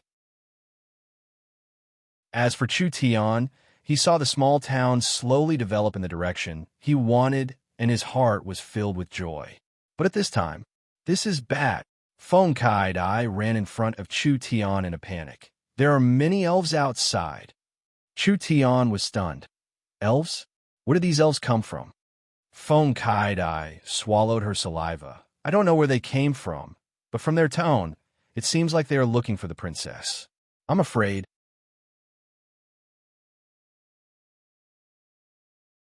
Chapter 377. The lush foliage of the forest cut the sunlight to pieces.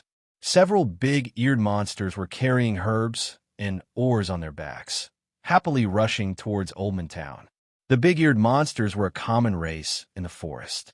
They had green skin like the orcs, were short, weak, and stupid, and mainly ate vegetarian food.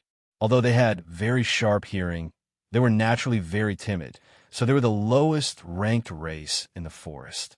They couldn't even compare to low-level spirit beasts like the mouse and rabbit races, so they were always bullied by other races. This made the big-eared monsters not dare come into contact with other races, so they could only steal things like stealing medicine fields, and etc. However, the big-eared monsters were very happy recently. This was already the fourth time they were on the road to Oldman Small Town. In Oldman Small Town's fair and safe trading environment, even a weak race like them would not be bullied by others. Now they could bravely take out their treasures to exchange for urgently needed items. What should they exchange for today? Canned food? Weapons?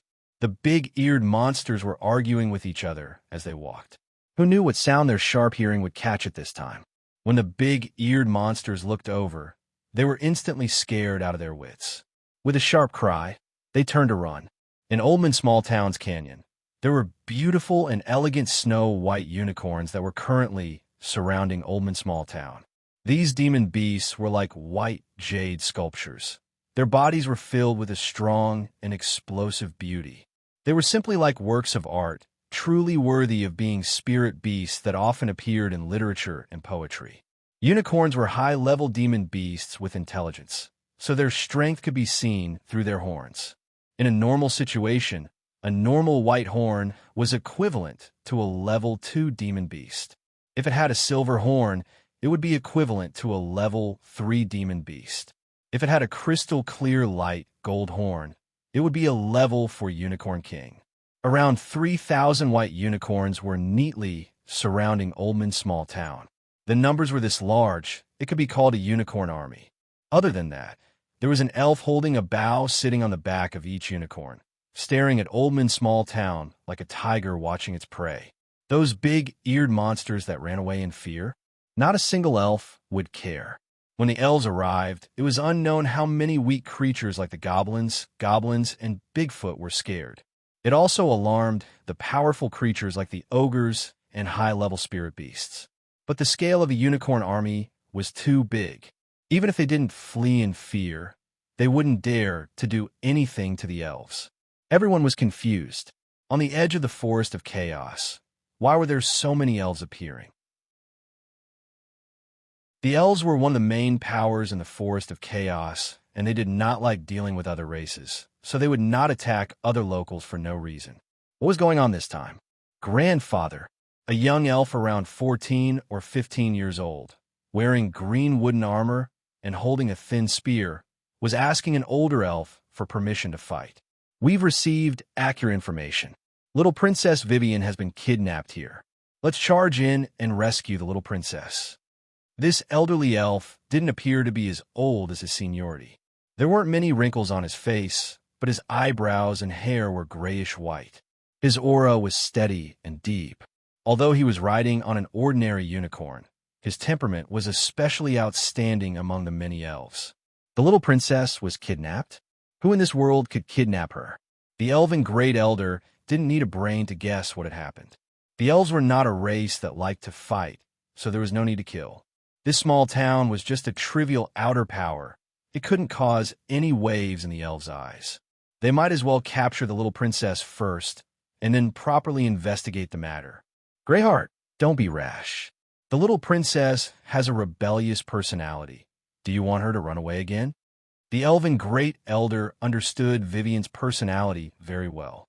To deal with this little princess, he could only guide her and not use violence. So he ordered, go to the small town in front and report.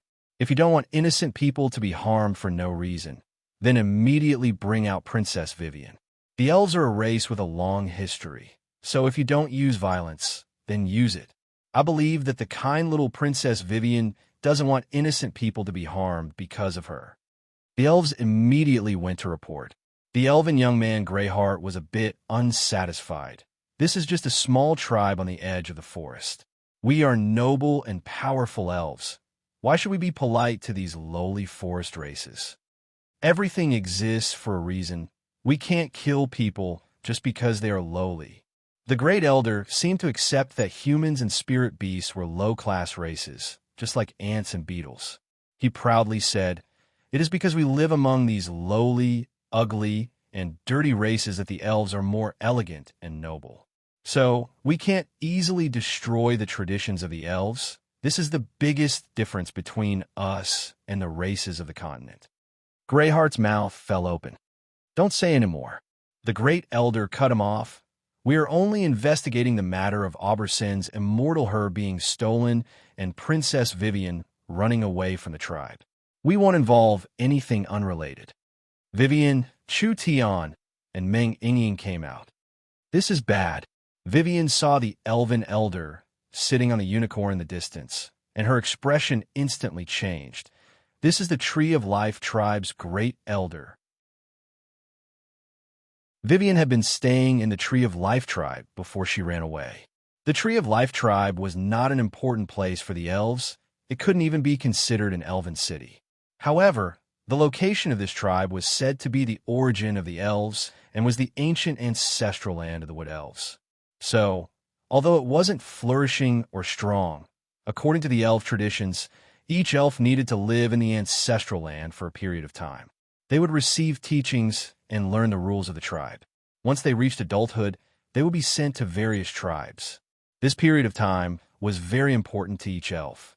Vivian was the Elven King's youngest daughter, but she actually ran away from the ancestral land and stole the tribe's elder's immortal herb. This matter naturally caused a large stir, so it created a very bad influence on the elves. Greyheart revealed a look of joy when he saw Princess Vivian. The princess has left the tribe for 2 months, and almost the entire elven race is looking for you. I think it must have been a despicable human who tricked the princess, so this kind of thing happened. As long as we heavily punish the despicable human, perhaps the princess punishment will be reduced a bit. Don't speak nonsense. The matter of stealing the herb was done by me. Running away from home was also done by me. It was all my idea. It has nothing to do with anyone else. Vivian did not show any fear or regret. I am now a member of Miracle Commerce. I won't go back with you. Go back and tell Father and those old men in the council that I have already grasped the technology to change the fate of the elves. When I go back, I will definitely benefit the entire race. Greyheart's expression changed. The little princess had really been bewitched by the humans. Otherwise, how could she say such nonsense? Damn, these sly and hypocritical humans loved to deceive the pure elves. The most unforgivable thing was that even the pearl of the elves, Princess Vivian, had been bewitched. This was even more of a crime. Vivian claimed to be a member of some merchant company and was actually willing to work with humans. This was simply blasphemy to the elves and a huge violation of the elves' rules. No, this was not even a violation of the elves' rules. This was an act of betrayal. The elven great elder's face sunk. If this matter became big, Vivian would be imprisoned for at least 100 years. It was imprisonment, not house arrest. Even Vivian had no way of escaping from the elves' imprisonment. This was a very severe punishment for the elves with long lifespans. Chu Tian saw that this matter was a bit off, So he immediately stood up and said, "Fellow elven friends, you've misunderstood. Vivian took the herb to save me, but regarding this matter, I have already—" "Shut up. You're a human traitor." Greyheart stabbed his wooden spear into the ground, and Chu Tian felt countless vines come out from his body, instantly wrapping around his body like pythons. Greyheart's figure moved, and he stabbed out with his spear like a meteor. Greyheart looked like a 13 to 14-year-old boy, but in human terms, he would be over 60 years old. He was only 1 year younger than Vivian. The elf's mental growth was quite slow, but elves at this age weren't weak at all. Not to mention that he was the grandson of the Greyheart tribe's great elder. His cultivation had reached the first true spirit layer. Vivian wanted to stop him when she saw this. She was very familiar with Greyheart's methods, and with her strength and innate spatial energy, it was very easy for her to subdue Greyheart. But before Vivian could make a move, the elven great elder's talisman fell onto Vivian's body and instantly sealed Vivian's source spirit. This is bad. She couldn't use her spatial energy. Greyheart's spear stabbed at Chu Tian. Chu Tian's face also sunk. Damn, this group of stupid elves. They've clearly picked up a large bargain, but they still want to kill Father? But if Father dies here this easily, then he would have lived 2 lives in vain. The demon god's sword source spirit soared into the sky. That destructive might that looked down on all living beings instantly tore apart the vines binding him. Chu Tian directly activated the flame demon transformation's second state, and with the endless might of the demon god's sword, he slashed at Greyheart. 8th awakened soul layer against the first true spirit layer. There wasn't any suspense at all. Chu Tian's flame demon transformation could increase his strength by 1 layer at most, but the demon god's sword source spirit could increase his strength by a large amount, allowing him to kill a peak 9th true spirit layer expert. Even if he faced a cultivator in the first true spirit layer, he wouldn't lose. Dong! The 2 powers collided. Both sides were sent flying back at the same time. Chu Tian was at a slight disadvantage, but Greyheart's wooden spear had already been ignited by the netherworld ghost flame. Such an evil power. Greyheart was secretly shocked. Princess Vivian, with your noble status and bloodline, how can you be together with these lowly races who are famous for their hypocrisy and despicableness? Moreover, they are people who practice evil arts and have evil intentions. I think he wants to use your status to deal with the elves. This accusation was becoming bigger and bigger. Chu Tian felt like he should just change his name to Black Pot Chu. Chapter 378. Could the elves be as rude and unreasonable as you all? These elves are making a move in front of Oldman's small town. What would the people of the small town think? Ying was too weak and couldn't help, so she could only angrily curse. You're blaming good people based on your assumptions. I thought the elves were a civilized and friendly race, but you're no different from the ogres and orcs. The elves' faces all changed. The elves had always been the most noble, elegant, beautiful, and civilized race on the continent, but now there were people comparing them to the ogres and orcs. This was a direct blow to the elves' pride. Meng Ying loudly shouted, "You can kill me, I can't beat you, but I still have to say that I was wrong about you all." This human didn't seem old. She was also a beautiful and innocent girl. The elves had a habit of judging people by their appearance. They believed that only those with a beautiful heart could have a beautiful appearance. It was because the elves had pure hearts that each elf looked pure and beautiful. Because of this, when he saw Meng Ying, his first impression of her was quite good. He couldn't kill her just because of a few words. Otherwise, he wouldn't be any different from the orcs and spirit beasts, those rude and powerless races. Ying is right. Vivian was also filled with rage. I used to think the elves were the friendliest race, but now I feel like I'm losing face. Wanting to kill someone without clarifying the situation. Is this the style of our elves? The great elder's expression was uncertain, but he finally waved his hand. The elves put away their bows, and he rode over on his unicorn. This brave and beautiful young miss is right. The elves are a just and kind race. Greyheart, you're too impulsive. Greyheart was anxious to absolve Vivian. After all, Princess Vivian was still this young. He couldn't ruin her entire future because of this small matter. Aren't humans all hypocritical?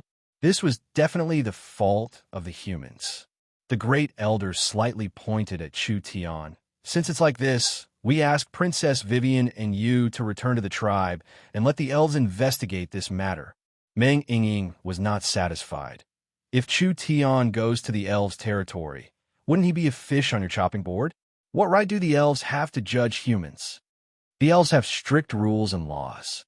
The great elf elder said meticulously, "We will judge this matter based on facts and reason.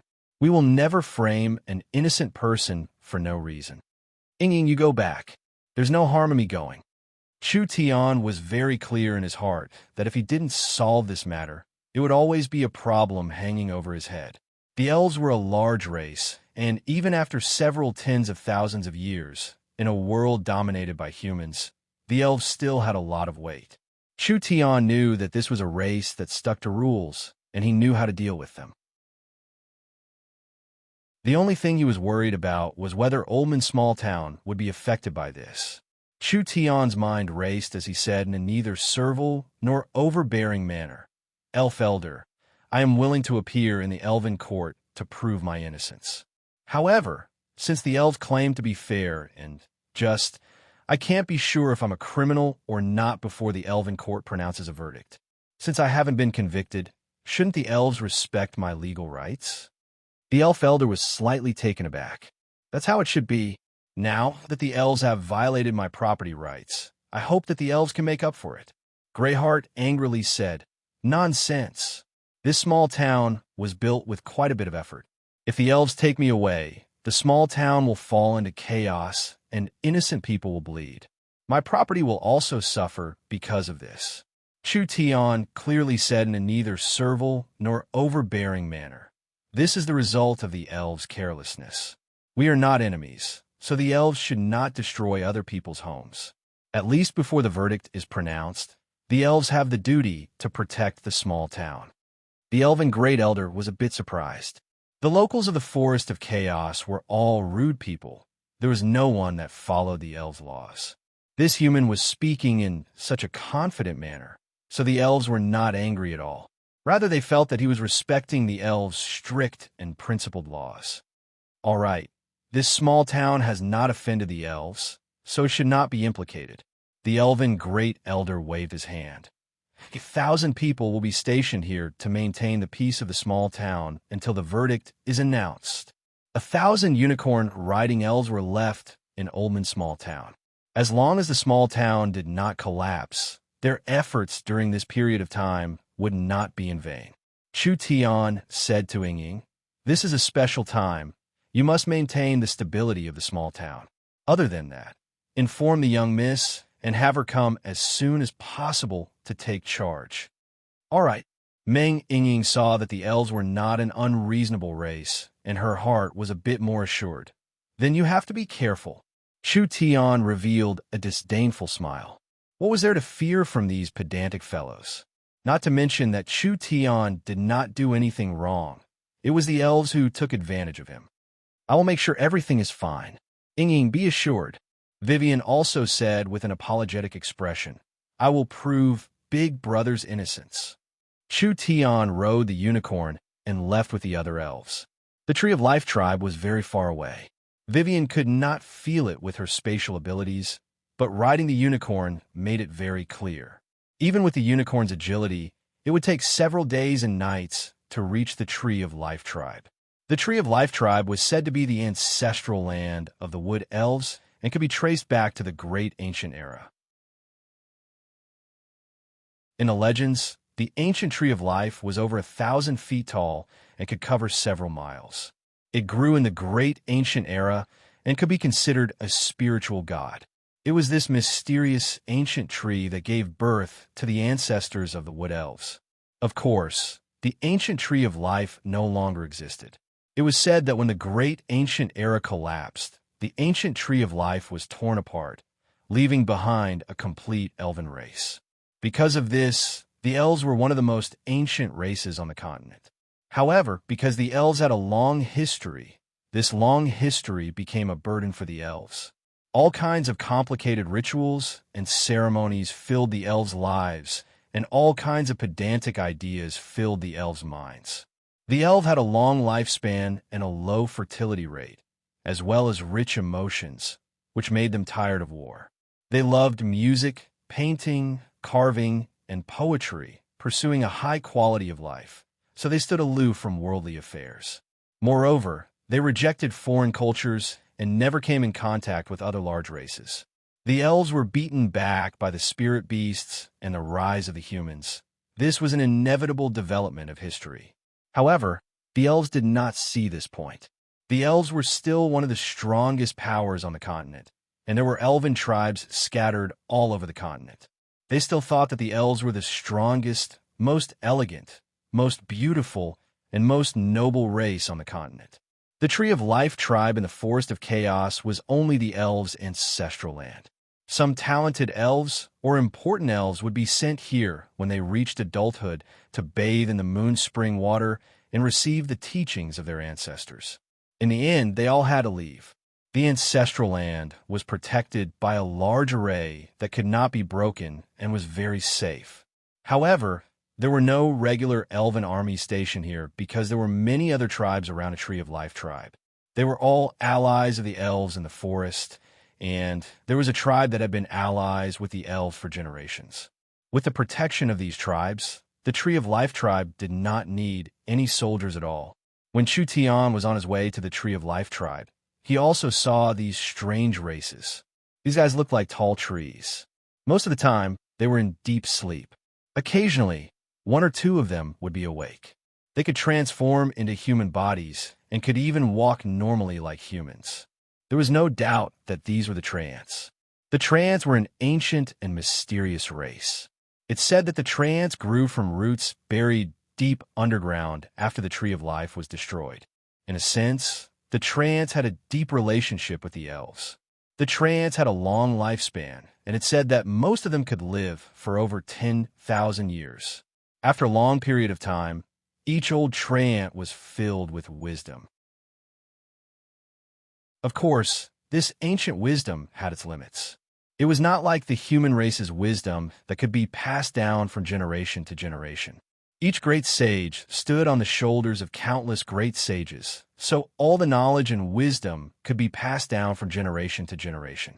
The Trants had 10,000 years of wisdom, but it was limited to their own comprehension. The two could not be compared. Little Princess Vivian is back. The elven tribe was filled with noise as countless elven children came out from all directions like nimble monkeys. They all stood on the branches of the trees, and each of them had pure eyes as they looked at the returning unicorns. The matter of Vivian had blown up. She had now become the villain of the entire elven tribe. These elven children were very shocked. This Princess Vivian, who played with them every day, actually had the guts to escape the tribe. This was a great crime. Oh, who's that person? Why does he look familiar? Isn't that Chu Tian?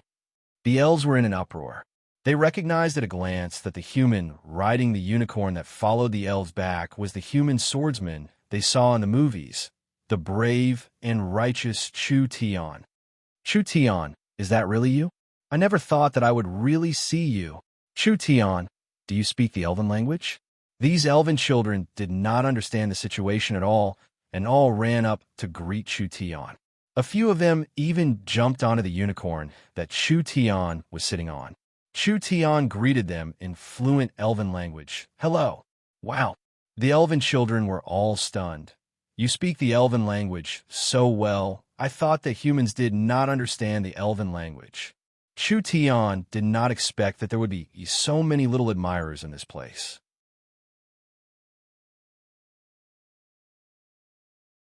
Chapter 379.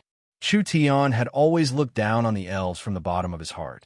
This race with intelligence not inferior to humans, with a long lifespan, and with a long history, had been bullied by the spirit beasts in the end. Why? It was because the elves lacked the awareness of danger in times of peace. It was because the elves had put too many shackles on themselves. It was because the elves were civilized, elegant, and righteous. The elves rarely took the initiative to attack, and they rarely used tricks in battle. Their armies were slow to form, and they were slow to dispatch troops. Most of the battles were passive, and there were several opportunities to eliminate their opponents. But the elves let them go. This was not kindness, but stupidity. The elves always had an 80 to 90% chance of winning against the spirit beasts. But if the elves lost a main force, they wouldn't be able to recover even after several hundred years. If the spirit beasts lost a main force, it would take them around 10 years to form a second one. How could the elves not weaken when fighting like this? But putting aside the race, just based on the elves themselves, Chu Tian was quite fond of them. On this aspect, the elves were rich in beauties, and it was hard to find an ugly person in the entire race. On the other hand, the elves were simple-minded. Almost all of them had personalities like Meng Yingying. Chu Tian never thought that he would become a little star in his tribe. It was said that in the Tree of Life tribe, there were at least 300 little elves that could recognize him, and most of the little elves had heard of Chu Tian's name. Because of this, when Chu Tian was imprisoned, he received elven green tea and all kinds of fruits and snacks. Chu Tian, your story is truly shocking. An elven girl opened her innocent eyes wide and said, "Are you really a swordsman? I think you're different from the movies." Of course. Chu Tian leaned against the treehouse in a comfortable position, with one hand as a pillow and the other gnawing on a fruit. There was also a large pile of food around him, and a dozen curious little faces were squeezed together outside the small window. These bumpkins, have they never seen a living person before? This was their first time seeing a living human. This little fox is very cute. Is it your pet? That's right. Chu Tian's personal belongings were all confiscated. Only after the elves had checked and determined that there was no danger did the little fox stay by Chu Tian's side. Together with Chu Tian, it was temporarily placed under house arrest. At this moment, the little fox was lying down in the same position as him, grabbing a fruit that was about the same size as its body and gnawing on it. The matter had become so big this time. The two of them were in a precarious situation, yet he was still so daring. The elves had a long lifespan, and because of that, they loved life even more. In other words, they were afraid of death.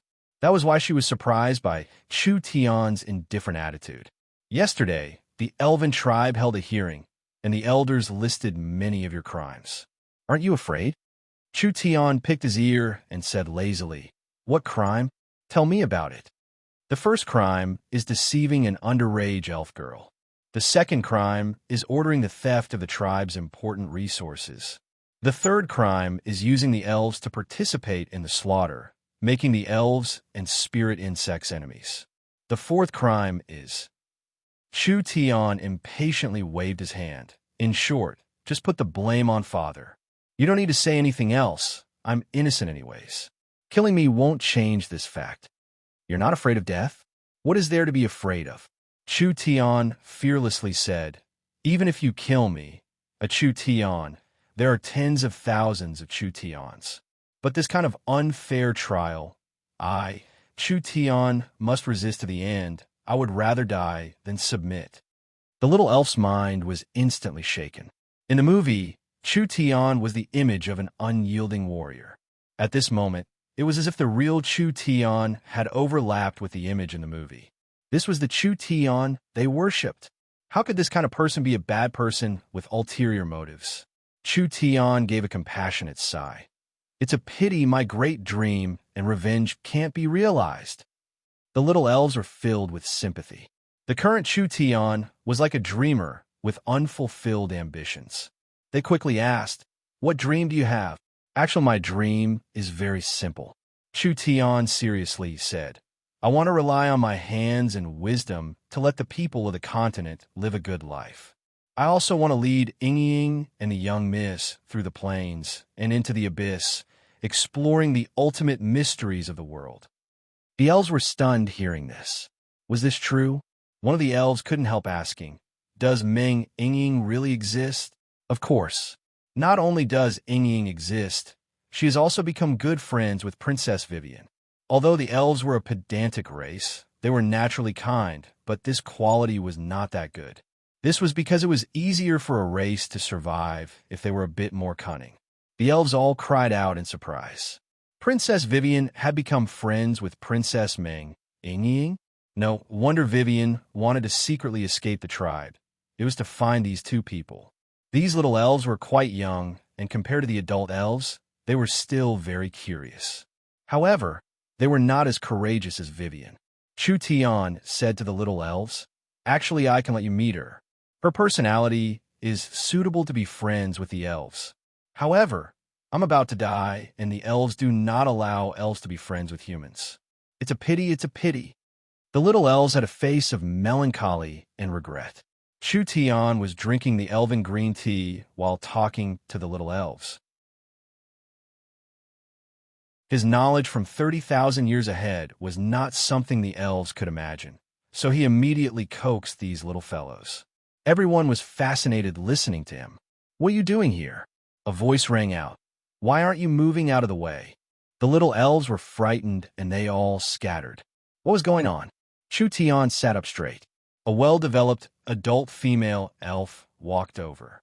She looked like a 30-year-old human, but according to the elf's age, she was at least 160 to 70 years old. This elf's cold temperament was similar to Chun Bingyu's, but elves were still elves, and their minds were pure. This was the same. Eldis, the Tree of Life tribe's second elder, was mainly in charge of punishment. Chu Tian was sent to the elven tribe for trial, so of course he had to go through her. The elven trial court is almost ready, and the elven council is sending people to the tribe. Eldis coldly looked at the locked-up Chu Tian. "Are you ready to accept the elven trial?" Although the elves don't advocate the death penalty, this time the facts are clear and you will most likely be executed. Trying to scare me? I won't fall for that. If he fell into the hands of other races, his future would be uncertain. However, Chu Tian wasn't afraid of the elves at all. According to the efficiency of the race, even if Chu Tian was sentenced to death, the execution would be a year and a half later. If he still couldn't find a way to turn the situation around or escape in such a short time, then he might as well commit suicide. Chu Tian expressionlessly said, "Everyone will die one day, but if my death can drag the entire elven race down, then my death will be worth it." Eldis disdainfully said, "What right do you have to say that? I might be unknown right now, but my name will spread across the continent. At that time, the entire human race and even the entire continent will know that there is a human genius called Chu Tian, and that this genius was killed by a group of hypocritical elves." Chu Tian wasn't modest at all as he said, "At that time, not only will the elves' reputation be damaged, but the humans will also have an excuse to start a war against the elves. I've never seen such a shameless person before." Eldis gave a snort. "The rumors aren't wrong. Humans are all sly, treacherous, and hypocritical people. That's where you're wrong. Anything is possible." Chu Tian changed the topic. "How about we make a bet? I can see that you've lived for around 200 years, so you should be quite knowledgeable. If I can beat you, then how about you let me out?" Eldis gave a cold laugh. "Then what if you lose?" Chu Tian replied, "If I lose, then you can ask me to do anything as long as it doesn't go against my principles. Any one thing? Any one thing. Do you have that kind of ability?" Although there are many things in this world that I can't do, if you can think of something, I think most of them shouldn't be a problem. Then if I want a star in the sky, can you pluck it for me? Chu Tian thought for a few minutes. "I can." "Madman." Eldis felt that this fellow was a madman. She turned around to leave. Chu Tian saw that she was about to leave and immediately called out, "Wait, if I win, you have to let me out. But no matter if I win or lose, I can help you with one thing. Are you satisfied like this?" Was there something wrong with this person? Eldis left without even thinking about it. "Hey, don't go, I'm serious." Chu Tian watched as she left and could only curse in his heart. "Stupid, this kind of condition, I don't casually give it to others. You actually didn't take advantage of it, and you'll regret it in the future." Chu Tian was locked in the little treehouse, helplessly stretching his waist. With the elves' efficiency, he would have to stay here for a while. At this time, a soft voice suddenly entered his ears. "Can you really pluck the stars from the sky?" "Who? Who's talking?" Chu Tian carefully looked around and locked onto a little being. He was suddenly stunned. This thing, could it be the legendary flower fairies? There was a little thing that was the size of a finger that was standing by the window. This kind of being was very special. It looked exactly the same as an elf, but other than its small body, it had a pair of small wings. These wings were as thin as a cicada's, and they were shaped like butterflies. They were crystal clear and transparent, looking very beautiful. Chu Tian had seen this race in ancient books before. These little fellows were flower fairies, and they belonged to a branch of the elves, so they were called flower fairies. Don't look at their small size. This race was not weak at all. You're tuning in to the Warrior Lore YouTube channel. Don't forget to subscribe and join us on this journey to catch the most captivating stories.